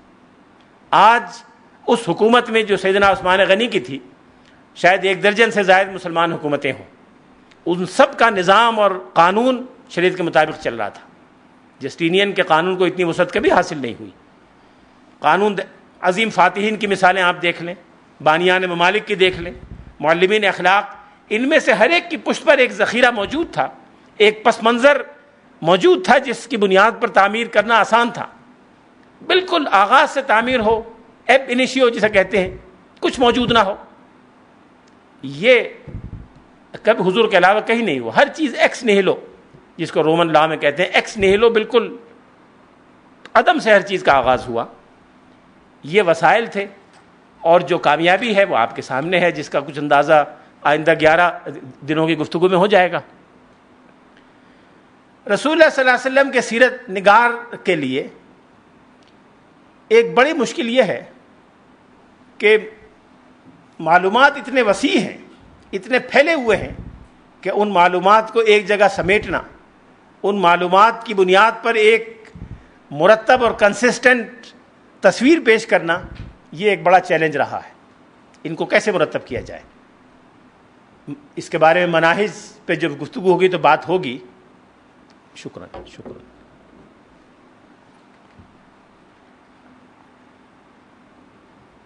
جب مناہج کے بارے میں بات ہوگی تو یہ بات ہوگی کہ اگر معلومات کو مسلسل جمع کیا جائے اس سے کیا مشکلات پیدا ہوتی ہیں، الگ الگ موضوعوار کیا جائے تو کیا مشکلات پیدا ہوتی ہیں۔ گویا معلومات کی وسعت اور فراوانی کی وجہ سے مشکل پیدا ہوتی ہے۔ دوسرے بانیان مذاہب اور انبیاء کا مسئلہ یہ ہے سیرت نگار کا کہ قلت معلومات ہی موجود نہیں ہے۔ کوئی چھوٹا سا سوال کرنا چاہیں، اس طرح کے سوالات جو حضور کے بارے میں کر سکتے ہیں وہ تو آپ بھول جائیے، وہ تو کوئی نہیں کر سکتا۔ عام سوالات، سیدنا عیسیٰ ابن ابی طالب، سیدنا عیسیٰ ابن مریم کس طرح کے لباس پہنتے تھے، مثال کے طور پر آج اگر کوئی ان کی پیروی کر کے ان جیسا لباس پہننا چاہے، ان جیسا کھانا کھانا چاہے، ان جیسا طرز عمل اختیار کرنا چاہے، اس کے بعد کوئی معلومات نہیں ہے. چاروں انجیلوں میں جو کچھ ہے اس سے کچھ بھی پتہ نہیں چلتا. بہت ابتدائی، منتفرق، منتشر، فریگمنٹڈ قسم کی معلومات ہیں جو ملتی ہیں. یہ حضور علیہ الصلوۃ والسلام کے بعد جو سب سے زیادہ ریسنٹ ہیں، جو ایسی قوم میں آئے جو بڑی متمدن تھی، جن کے پیروکاروں میں بڑے بڑے تمدن قائم کرنے والے لوگ موجود تھے، جو ایسی قوم میں بھیجے گئے جہاں یونانیوں کے علوم و فنون کا رواج پہلے سے موجود تھا، جہاں عقلیات کا بڑا چرچا تھا، وہاں یہ حال ہے کہ معلومات کی کمی اور قلت پریشان کر دیتی ہے ایک سیرت نگار کو. معلومات کی اس قلت کی وجہ سے خود عیسائیوں میں یہ خیال پیدا ہوا کہ عیسیٰ ابن مریم کوئی شخصیت نہیں تھے، حضرت موسیٰ کوئی تاریخی شخصیت نہیں تھے، کوئی ہسٹوریکل پرسنالٹی نہیں تھے، یہ محض لیجنڈ ہے. اس پر کتابیں ہیں، مضامین ہیں، اس پہ لکھے ہوئے ہیں، اس لیے کہ معلومات ہے نہیں. لیکن یہ بات رسول اللہ صلی اللہ علیہ وسلم کے بارے میں کوئی بڑے سے بڑا دشمن بھی نہیں کہہ سکا کہ رسول اللہ صلی اللہ علیہ وسلم کی شخصیت تاریخی اعتبار سے ثابت شخصیت نہیں ہے. اس لیے انسانی تاریخ کی اس اہم ترین شخصیت سے واقفیت کے لیے، اس شخصیت کا فہم حاصل کرنے کے لیے مطالعہ سیرت ناگزیر ہے. تاریخ مذاہب میں واحد ہسٹوریکل شخصیت رسول اللہ صلی اللہ علیہ وسلم کی ذات گرامی ہے. جتنے مذاہب اس وقت دنیا میں رائج ہیں، ان میں سے کسی کے مؤسس کی شخصیت تاریخی اعتبار سے ثابت نہیں. خالص تاریخی شواہد کی بنیاد پر ان میں سے کسی ایک کی شخصیت کا وجود بھی ثابت نہیں کیا جا سکتا. خود ان کے ماننے والوں کو یہ یقین نہیں ہے کہ واقعی اس نام کی کوئی شخصیت موجود تھی کہ نہیں تھی. یہ بات حضور علیہ الصلوۃ والسلام کے بارے میں کوئی نہیں کہہ سکتا. لہٰذا اسوہ حسنہ in action, Quran in practice یا قرآن ان ایکشن، اس کو دیکھنے کے لیے قرآن ناطق کو دیکھنا پڑے گا، قرآن صامت کو سمجھنے کے لیے. رسول اللہ صلی اللہ علیہ وسلم نے ان تمام کامیابیوں اور عظمتوں کے باوجود کسی اوریجنلٹی کا کبھی دعویٰ نہیں کیا. یہ خود حضور کے سچا ہونے کی اور نبی ہونے کی دلیلوں میں سے ایک دلیل ہے. تھوڑی سی کامیابی سے انسان کا ذہن بھٹک جاتا ہے، دماغ بہک جاتا ہے. معمولی کامیابی ہو جائے تو انسان ہوا میں اڑنے لگتا ہے. لیکن اپنی ہر کامیابی، ہر پیغام، ہر چیز کے بارے میں یہ بار بار اعلان کرنا کہ یہ اسی سلسلے کا ایک تسلسل ہے، یہ انہی انبیاء کی تعلیم کا ایک تسلسل ہے جو ماضی میں آتے رہے ہیں. میں کوئی نئی چیز لے کر نہیں آیا. قل ما کنت بدعا من الرسل، نہ میں بطور نبی کے کوئی نیا ہوں، نہ میرا پیغام کوئی نیا ہے، نہ میں کوئی نئی چیز دینے کے لیے آیا ہوں. میں اللہ کی شریعت اور دین جو پہلے دن سے ما وصی بہ نوحا، جو نوح کے زمانے سے چلا آ رہا ہے، وہی دین میں لے کر آیا ہوں اور اسی کو دینا چاہتا ہوں. میرا کام صرف یہ ہے کہ میں دو چیزوں کی تکمیل کرنا چاہتا ہوں. ایک تو مکارم اخلاق کا تصور، اور مکارم اخلاق سے مراد محض ایتھکس یا موریلٹی نہیں، بلکہ بحیثیت مجموعی انسانی زندگی کو کسی مادی اساس کی بنیاد پر، کسی عقلی اساس کی بنیاد پر، کسی مفاداتی اساس کی بنیاد پر قائم ہونے کے بجائے خالصتاً اخلاقی اور روحانی اصولوں پر قائم ہونا چاہیے. اس کام کی تکمیل کے لیے میں بھیجا گیا ہوں.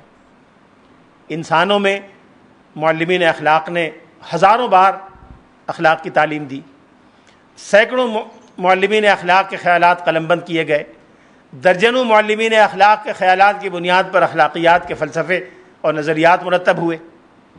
لیکن تکمیل اخلاق یا تتمیم اخلاق اگر کسی شخصیت کے ہاتھوں ہوئی تو وہ رسول اللہ صلی اللہ علیہ وسلم کے مبارک ہاتھوں سے ہوئی کہ ایک ایسا نظام معاشرت اور معیشت، ایک ایسا نظام سیاست و اجتماع قائم ہو کہ جس میں بنیادی چیز اخلاق اور روحانیات ہوں، جس میں پرائمری کنسرن اور جو بنیادی عامل اور محرک ہے وہ کوئی مادی مفاد نہ ہو بلکہ اخلاقی اور روحانی مفاد ہو. یہی وہ چیز ہے جس کو قرآن پاک میں نعمت کے لفظ سے یاد کیا گیا اور جس کو حضور علیہ الصلوۃ والسلام نے اللہ کی سب سے بڑی نعمت قرار دیا. وَأَتْمَمْتُ عَلَيْكُمْ نِعْمَتِي، میں نے آج اپنی نعمت تم پر مکمل کر دی.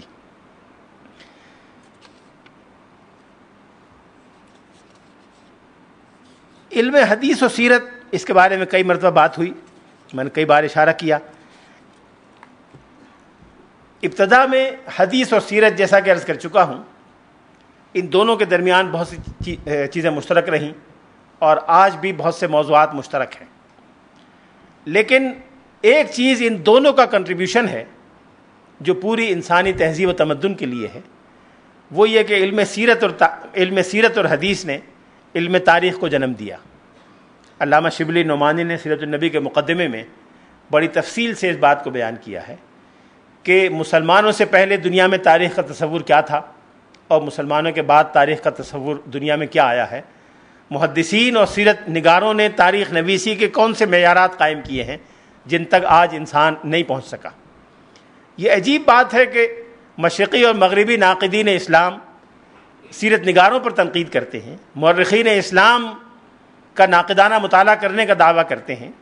کسی نے آج تک ہیروڈوٹس سے نہیں پوچھا کہ آپ نے جو تاریخ لکھی ہے اس کے سورسز کیا ہیں۔ ہیروڈوٹس کا نام کا کوئی آدمی تھا بھی کہ نہیں تھا تو کہاں پیدا ہوا تھا، اس کو جو معلومات ملی وہ کہاں سے حاصل ہوئیں، اس نے جو بیانات دیے ہیں وہ سچ ہیں کہ جھوٹ ہیں، کسی نے نہیں پوچھا۔ دنیا اس کو آنکھیں بند کر کے، آج کے مسلمان شاید قرآن کو اتنا نہیں مانتے جتنا مغربی مصنفین ہیروڈوٹس کی تاریخ کو مانتے ہیں۔ کسی نے نہیں پوچھا کہ مہابھارت میں جو قصے لکھے ہوئے ہیں وہ سچ ہیں کہ جھوٹ ہیں۔ دنیا میں بسنے والا ہر ہندو ہر چیز اینشنٹ انڈیا سے منسوب کر رہا ہے۔ آج کے پچھلے 30-40 سالوں میں ہندو مصنفین کی کتابیں پڑھیں تو کوئی چیز ایسی نہیں ہے روئے زمین پر جو تصور میں آ سکتی ہو اور انہوں نے اینشنٹ انڈیا سے منسوب نہ کر دی ہو۔ کسی نے نہیں پوچھا کہ مہابھارت کس نے لکھی تھی، کب لکھی تھی، اس کے ماخذ کیا تھے، مصادر کیا تھے، اس کے پاس یہ معلومات کہاں سے آئیں۔ کوئی کبھی اس کو چیلنج نہیں کرتا۔ یہ چیز ایسی ہے کہ سوائے اس کے کہ اس پہ تعصب کا ٹھپا لگا ہوا ہے اور کوئی وجہ اس کی سمجھ میں نہیں آتی۔ یہ بات کہ علم حدیث اور علم سیرت نے علم تاریخ کو جنم دیا، یہ ایک ایسی حقیقت ہے جس کا کوئی غیر جانبدار شخص انکار نہیں کر سکتا۔ ایک بڑی دلیل یہ ہے کہ جتنے مشہور محدثین ہوئے ہیں وہی اسلام میں تاریخ نویسی پر سب سے پہلے قلم اٹھانے والے ہیں۔ امام بخاری نے تاریخ کبیر لکھی، امام ترمذی نے تاریخ پر کتاب لکھی۔ اگرچہ تاریخ کا وہ تصور اس وقت نہیں تھا، لیکن جب وہ تصور آ گیا، امام ابن کثیر نے کتاب لکھی، تاریخ سیرت پر بھی لکھا، تاریخ پر بھی لکھا۔ ابن جریر طبری نے تاریخ پر بھی لکھا، حدیث پر بھی لکھا، سیرت پر بھی لکھا۔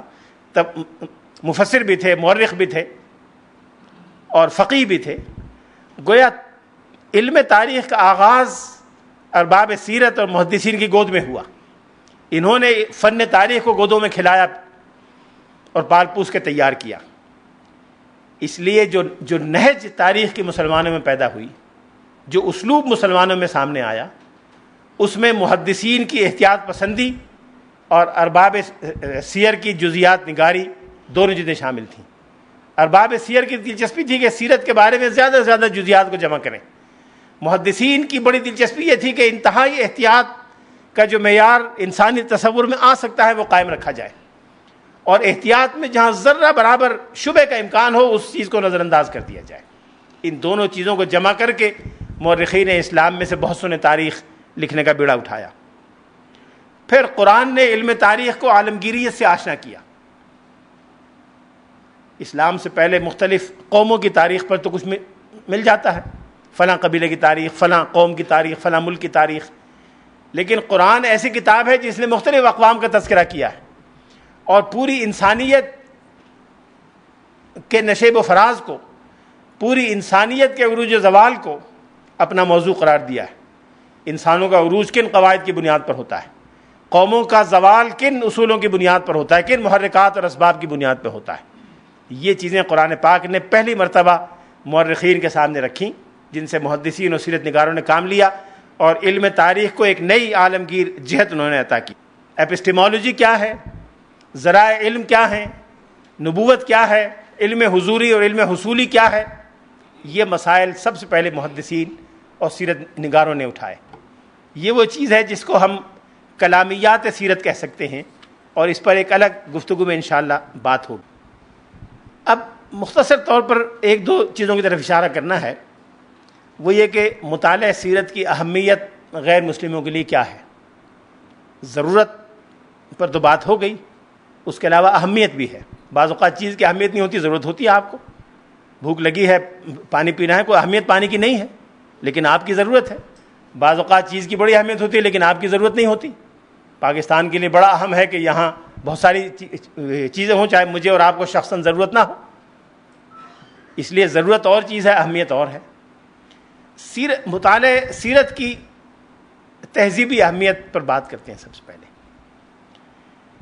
اگر تہذیبوں کی تاریخ کا جائزہ لیا جائے تو ایک چیز بڑی نمایاں طور پہ سامنے آتی ہے, وہ یہ کہ اسلام نے جو تہذیب قائم کی وہ ایک جامع الحضارات تہذیب ہے.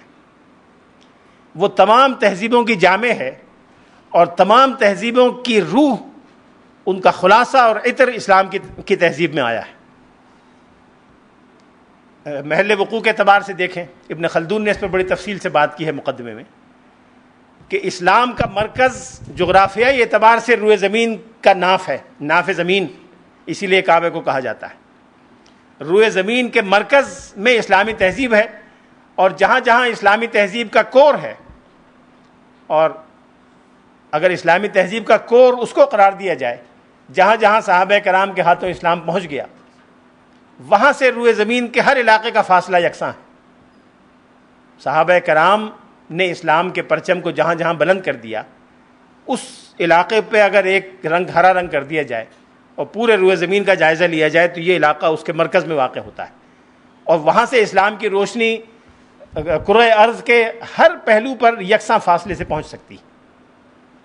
یہ اسلام کے جامع الحضارات ہونے کا ایک ثبوت ہے. پھر ماضی میں جتنی تہذیبیں ہوئیں یا اسلام کے قیام کے وقت جو تہذیبیں موجود تھیں وہ عموماً مذہبی تہذیبیں تھیں. ان کی اساس مذہبی پیغام پر تھی. وہ بابلیوں کی تہذیب ہو, بازنطینیوں کی ہو, رومنز کی ہو, خود ہندوؤں کی ہو, ایرانیوں کی پرشینز کی ہو, ان ساری تہذیبوں کی اساس کسی نہ کسی مذہبی پیغام پر رہی ہے. مذہبی پیغاموں میں سے اکثر و بیشتر ایسے ہیں کہ جن کی اساس اور آغاز کوئی آسمانی مذہب یا آسمانی پیغام ہے, کسی نہ کسی نبی تک جا کے وہ منتہی ہوتے ہیں. حتیٰ کہ خود ایرانیوں کی آتش پرست تہذیب بھی تھوڑا سا غور کیا جائے تو بعض ایسی شخصیتوں تک جا کے منتہی ہوتی ہے جن کے بارے میں بہت سے محققین کا خیال ہے کہ وہ نبوت کے منصب پر فائز تھے. خود صابئین جو ایران میں ایک بڑی قوم تھی, وہ بھی ایک مذہبی روایت کے پیرو تھے اور ایک آسمانی مذہب سے ان کا تعلق تھا. یہی وجہ ہے کہ رسول اللہ صلی اللہ علیہ وسلم نے ان کو وہی اسٹیٹس دیا جو اہل کتاب کو دیا. جب رسول اللہ صلی اللہ علیہ وسلم کے حیات ارضی کے آخری ایام میں بعض ایسے علاقے فتح ہوئے جہاں صابئین بھی رہتے تھے, تو صحابہ کرام نے پوچھا, جنوبی عرب میں بازان حضور کے نمائندہ تھے, ان کا تذکرہ آئے گا آگے چل کر, انہوں نے پوچھا کہ یہاں صابئین کے نام سے قوم بستی ہے, میں ان کے ساتھ کیا سلوک کروں؟ تو آپ نے فرمایا, ان کو خط لکھا, وہ تحریر بھی موجود ہے, کہ سنو بہم سنت اہل کتاب, کہ ان سے وہی معاملہ رکھو جو اہل کتاب کے ساتھ رکھتے ہو, غیر ناکحی نسائہم ولا آکلی ذبائحہم, دو فرق کے ساتھ کہ ان کا ذبیحہ نہ کھاؤ, ان کی عورتوں سے نکاح نہ کرو, باقی وہی ٹریٹمنٹ دو جو اہل کتاب کو دیتے ہو. یہ ساری تہذیبیں مختلف آسمانی مذاہب کے زیر اثر قائم ہوئیں. آسمانی مذاہب کو قرآن پاک نے تسلیم کیا. نہ صرف قرآن پاک نے اپنے کو ان کا مصدق قرار دیا بلکہ مہیمن بھی قرار دیا. وہ مہیمن علیہ, کہ قرآن ان پر مہیمن ہے, ان کا محافظ اور ان پر حاوی ہے. کس طرح حاوی ہے؟ قرآن پاک کا مطالعہ کریں تو مختلف انبیاء کا تذکرہ ملتا ہے. کسی پیغمبر کی ایک خاص صفت نمایاں ہے, دوسرے کی دوسری صفت نمایاں ہے, تیسرے کی تیسری صفت نمایاں ہے. کسی میں صبر کی کیفیت نمایاں ہے, کسی میں کلمہ حق کی اور جہاد کی کیفیت نمایاں ہے, کسی میں زہد اور استغنا نمایاں ہے, کسی میں بادشاہت اور حکومت کا قیام اور اس کی شان و شوکت نمایاں ہے, کسی میں بین الاقوامیت نمایاں ہے. اسلام کے پیغام میں اور پیغمبر اسلام کی شخصیت میں یہ ساری صفات یکجا ہیں.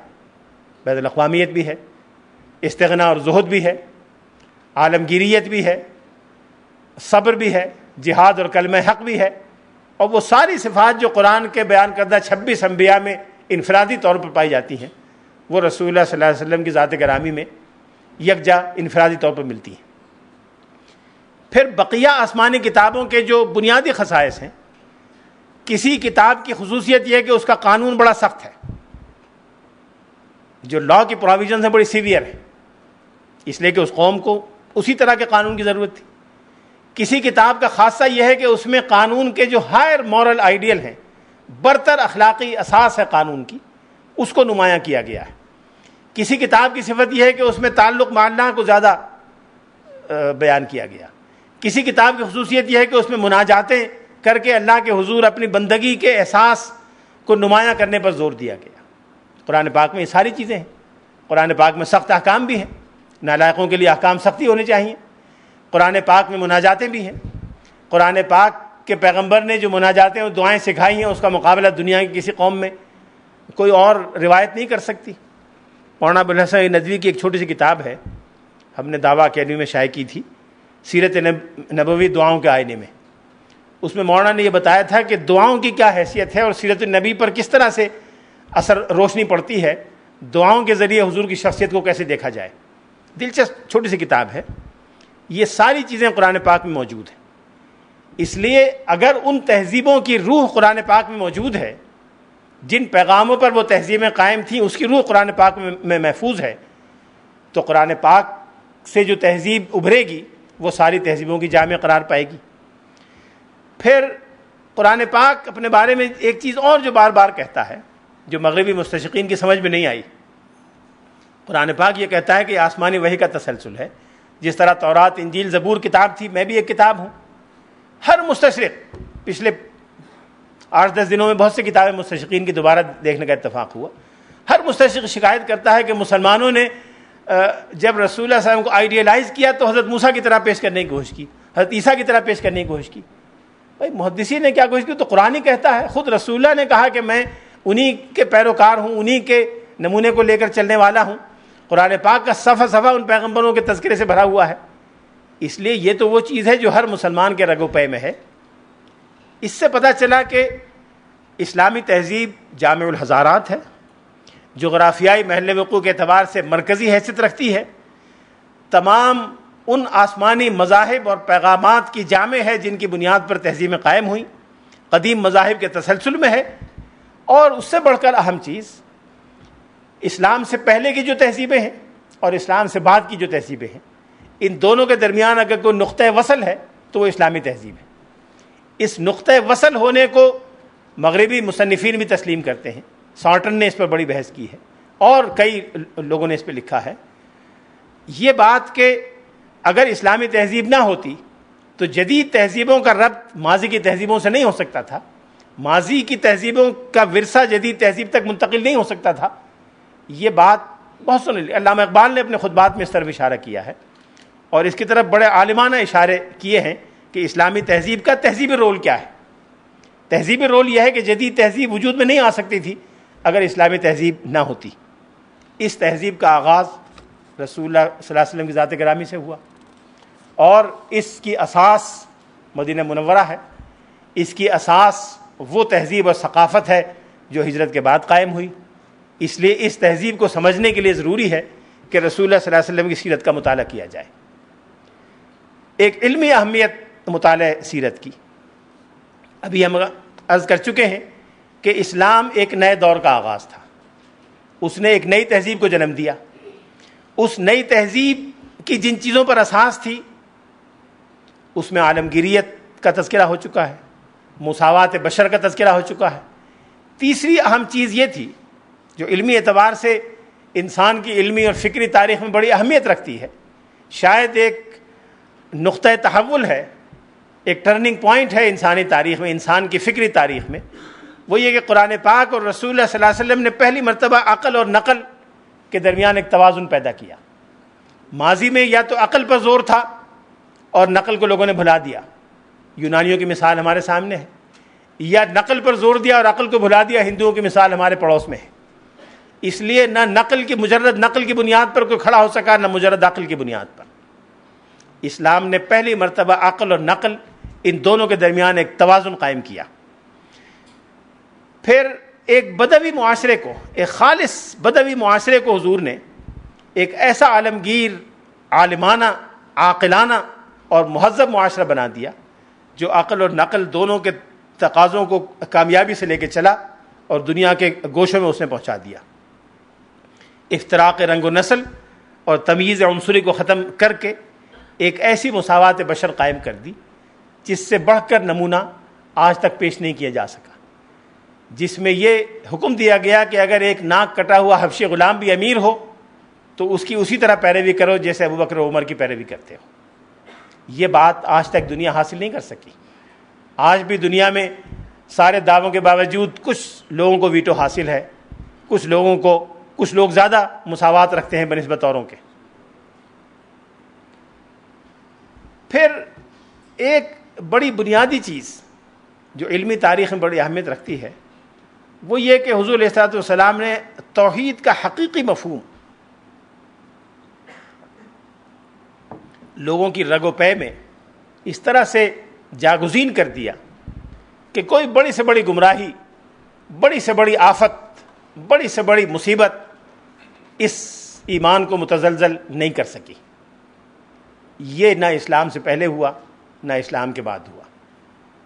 لوگ سمجھتے ہیں کہ توحید ایک ڈاکٹرینل ایشو ہے، ایک مسئلہ علم کلام ہے بقول علامہ اقبال کے. یہ محض علم کلام کا مسئلہ نہیں ہے، یہ ایک زندہ قوت کا نام ہے جو جب تک زندہ قوت تھی اس نے مسلمانوں کو متحرک رکھا. اس زندہ قوت کے مظاہر اور ثمرات و برکات اتنے بے شمار ہیں کہ اس پر گفتگو کے لیے الگ ایک محفل درکار ہے. لیکن ایک چھوٹی سی مثال میں عرض کرتا ہوں. اسلام سے پہلے بہت سی اقوام میں اور ہمارے پڑوس میں چونکہ واقع اس لیے ہم زیادہ واقف ہیں، ہمارے پڑوس میں ایک تصور یہ اب بھی ہے، ماضی میں اور قوموں میں بھی تھا، کہ ہر وہ قوت جو کائنات میں نافع اور ضار ہے وہ الوہیت کے عناصر رکھتی ہے. نفع و ضرر الوہیت کا امتیاز ہے. اگر کوئی جانور کسی کو نقصان پہنچا سکتا ہے تو وہ یقیناً الوہی صفات رکھتا ہے. کسی دریا کے پانی سے لوگ متمتع ہو رہے ہیں تو وہ دریا الوہی صفات رکھتا ہے. کسی درخت کی چھاؤں اور پھل سے لوگ غذا اور دوا حاصل کر رہے ہیں تو وہ درخت الوہی صفات رکھتا ہے. اس طرح ہوتے ہوتے کوئی 3 کروڑ دیوتا ہمارے پڑوس میں بن گئے. دنیا کی مختلف اقوام میں یونانی جو بڑے علم و فن کی معراج پر بتائے جاتے ہیں، علم و حکمت کا ہر موتی یونان کی کان سے نکلتا ہے اہل مغرب کی نظر میں. وہاں ہر چیز کے الگ الگ دیوتا. آج کل جو بہت ساری اصطلاحیں مروج ہیں یہ سب یونانی دیوتاؤں کے نام ہیں، جن کو ہمارے یہاں بھی فخریات دکانوں کے نام رکھے جاتے ہیں، اسکولوں کے نام رکھے جاتے ہیں. بہت سارے الفاظ یونانی ہیں، یہ سب دیوتاؤں کے نام ہیں. آگ کا دیوتا الگ ہے، کھیلوں کا دیوتا الگ ہے، اور فلاں کا دیوتا الگ ہے، فلاں کا دیوتا الگ ہے. یہ سارے دیوی دیوتا ہمارے یہاں بھی آج تک مروج ہیں. یہ تصور کیوں پیدا ہوا؟ اگر یہ تصور ہو کہ ہر وہ چیز جو نافع اور ضار ہے وہ دیوتا ہے تو دیوتا کو کوئی کاٹ کے تحقیق نہیں کرتا. دیوتا تحقیق کے موضوع نہیں ہوتے. دیوتا احترام کا مرکز ہوتے ہیں، تحقیق کا موضوع نہیں ہوتے. احترام اور تحقیق 2 الگ الگ چیزیں ہیں انسان کے مزاج کے اعتبار سے. اگر آپ میڈیکل سائنس کے طالب علم ہوں اور آپ کو کسی لاش کو چیر پھاڑ کرنا ہو اور خدا نخواستہ والدہ کا انتقال ہو جائے تو آپ والدہ کی لاش کو چیر پھاڑنے کے لیے تیار نہیں ہوں گے. والد کا انتقال ہو جائے تو والد کی لاش کو چیر پھاڑ کے طبی تربیت کے لیے آپ تیار نہیں ہوں گے، اس لیے کہ احترام اور عقیدت وابستہ ہے. دوسرے کی لاش کو چیر پھاڑنے کے لیے تیار ہو جائیں گے اس لیے کہ وہاں احترام اور عقیدت وابستہ نہیں ہے. تو جہاں احترام اور عقیدت ہو وہاں تحقیق نہیں ہوتی. اس سے یہ پتہ چلا. تو اگر گنگا اور جمنا دیویاں ہیں تو گنگا اور جمنا میں تحقیق نہیں ہو سکتی. اگر بادل دیوی ہیں تو بادلوں پہ تحقیق نہیں ہو سکتی. چاند اور سورج اگر دیوتا ہیں، چندر بنسی اور سورج بنسی، تو ان پہ تحقیق نہیں ہو سکتی. تحقیق تو اس پہ ہو سکتی ہے جس کو آپ توڑ پھوڑ کے اپنے کام کے لیے استعمال کرنا چاہتے ہوں. قرآن پاک نے جب توحید سکھائی تو یہ بھی کہا کہ خلق لکم ما فی الارض جمیعا، کہ جو کچھ ہے وہ تمہارے لیے پیدا کیا گیا. سخر لکم ما فی الارض جمیعا، جو کچھ ہے تمہارے لیے مسخر کر دیا گیا ہے. اس کو دیکھو، توڑو پھاڑو، مطالعہ کرو، اس کو استعمال کرو، اپنے مقصد میں لاؤ. اس لیے میں یہ گزارش کرنا چاہتا ہوں کہ علوم و فنون کی تحقیق اور علوم و فنون کی تحقیق میں ایک نئے دور کا آغاز رسول اللہ صلی اللہ علیہ وسلم کی دی ہوئی تعلیم توحید کی وجہ سے ممکن ہوا. اگر یہ توحید کی دعوت نہ ہوتی اور اتنے شدت، جامعیت اور گہرائی اور گہرائی کے ساتھ نہ ہوتی تو تحقیق کے وہ راستے نہیں کھل سکتے تھے جو بعد میں کھل گئے۔ مطالعہ سیرت کی علمی اہمیت یہ تھی۔ اب مطالعہ سیرت کی اہمیت دور جدید کے لیے کیا ہے؟ دور جدید سے مراد آج کل کی بالادست قوتیں، آج کل جو لوگ کار فرما ہیں۔ امر واقعہ یہ ہے کہ دنیا مشرق و مغرب مسلمانوں کے در پہ ہے۔ مسلمانوں کو نہ مشرق میں چین ہے نہ مغرب میں چین ہے۔ مشرقی طاقتیں، مغربی طاقتیں دنیا اسلام کی بدخواہ معلوم ہوتی ہیں، لیکن یہ بھی امر واقعہ ہے کہ مسلمانوں کو نظر انداز کر کے کچھ نہیں ہو سکتا۔ نہ مشرق والے کچھ کر سکتے ہیں نہ مغرب والے کر سکتے ہیں۔ مشرق اور مغرب دونوں کو دنیا اسلام سے معاملہ کیے بغیر چارہ کار ہے نہیں۔ نہ اس 1 ارب 20 کروڑ قوم کو مٹایا جا سکتا ہے، نہ اس کے بغیر زندہ رہا جا سکتا ہے، اور نہ اس کے بغیر معاملات چلائے جا سکتے ہیں۔ گزشتہ 250-300 برس سے دبا کے اور نظر انداز کر کے معاملات کو بنانے کی کوشش ہو رہی ہے جو کامیاب نہیں ہوئی۔ اس کے باوجود یہ ایسا پیغام ہے جو تیزی کے ساتھ پھیل رہا ہے، اور جو شخص نیک نیتی سے اسلام کا مطالعہ کرنا چاہتا ہے، میں ذاتی طور پر کئی ایسے حضرات سے، مغربی حضرات سے واقف ہوں جنہوں نے کسی منفی نیت سے، منفی عزائم سے اسلام کے مطالعے کا آغاز کیا، لیکن ان منفی عزائم کے باوجود اسلام کے پیغام نے ان کو اس طرح اپنی گرفت میں لے لیا کہ وہ ہم اور آپ سے بہتر مسلمان بن کے اس مطالعے کے نتیجے میں تیار ہوئے۔ یہ بھی اپنی جگہ ہو رہا ہے، لیکن مسلمانوں کو اہل مغرب کے سامنے اپنے کو کس طرح پیش کرنا چاہیے؟ مسلمانوں کو ریاست اور حکومت کی بڑی یاد آتی ہے۔ ریاست اور حکومت اسلام کا مقصد نہیں ہے، اسلام کی ضرورت ہے۔ اسلام میں ترتیب یہ ہے کہ پہلے خالص مذہبی اور دینی تعلیم رہی، پھر اخلاقی تربیت ہوئی، پھر اسلامی معاشرت وجود میں آئی، پھر اسلامی تہذیب وجود میں آئی، پھر اس اسلامی تہذیب کے تحفظ کے لیے ریاست کی ضرورت پیش آئی۔ آج مسلمان ریاست سے شروع کرنا چاہتے ہیں، جبکہ اسلامی تہذیب مرجھا چکی ہے، اسلامی معاشرت کمزور پڑ چکی ہے، اسلامی اخلاق نہ ہونے کے برابر ہے، لوگوں کی دین اور مذہب سے وابستگی صرف جذباتی حد تک رہ گئی ہے۔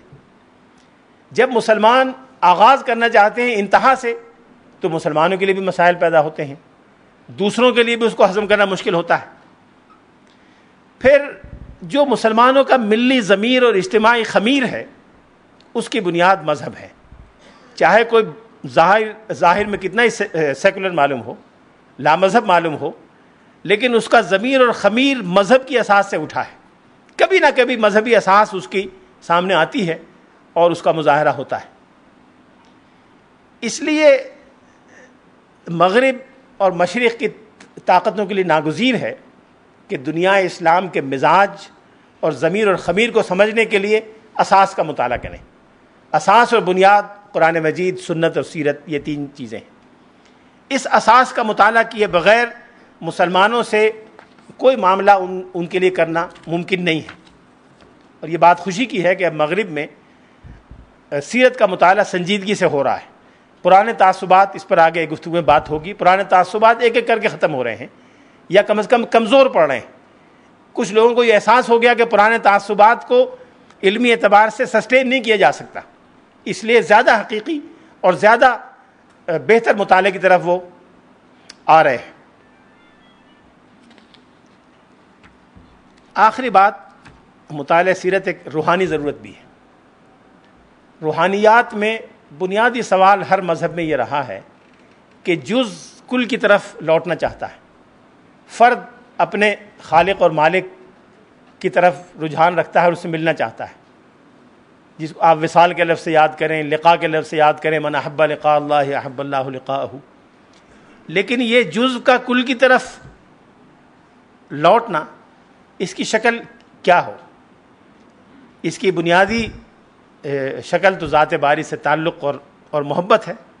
یہی روحانی شخصیات کا ہدف رہا ہے کہ انسانوں کے دلوں میں ذات باری سے محبت اور تعلق کی بنیاد کو مضبوط بنائیں۔ جو جتنا زیادہ مضبوط بنا سکا اتنا زیادہ روحانی معاشرہ قائم کر سکا۔ بہت سے فلسفے اور نظریے اسی بنیاد پر سامنے آئے کہ ذات باری کے لیے محبت اور تعلق کی اساس کو کیسے گہرا کیا جائے۔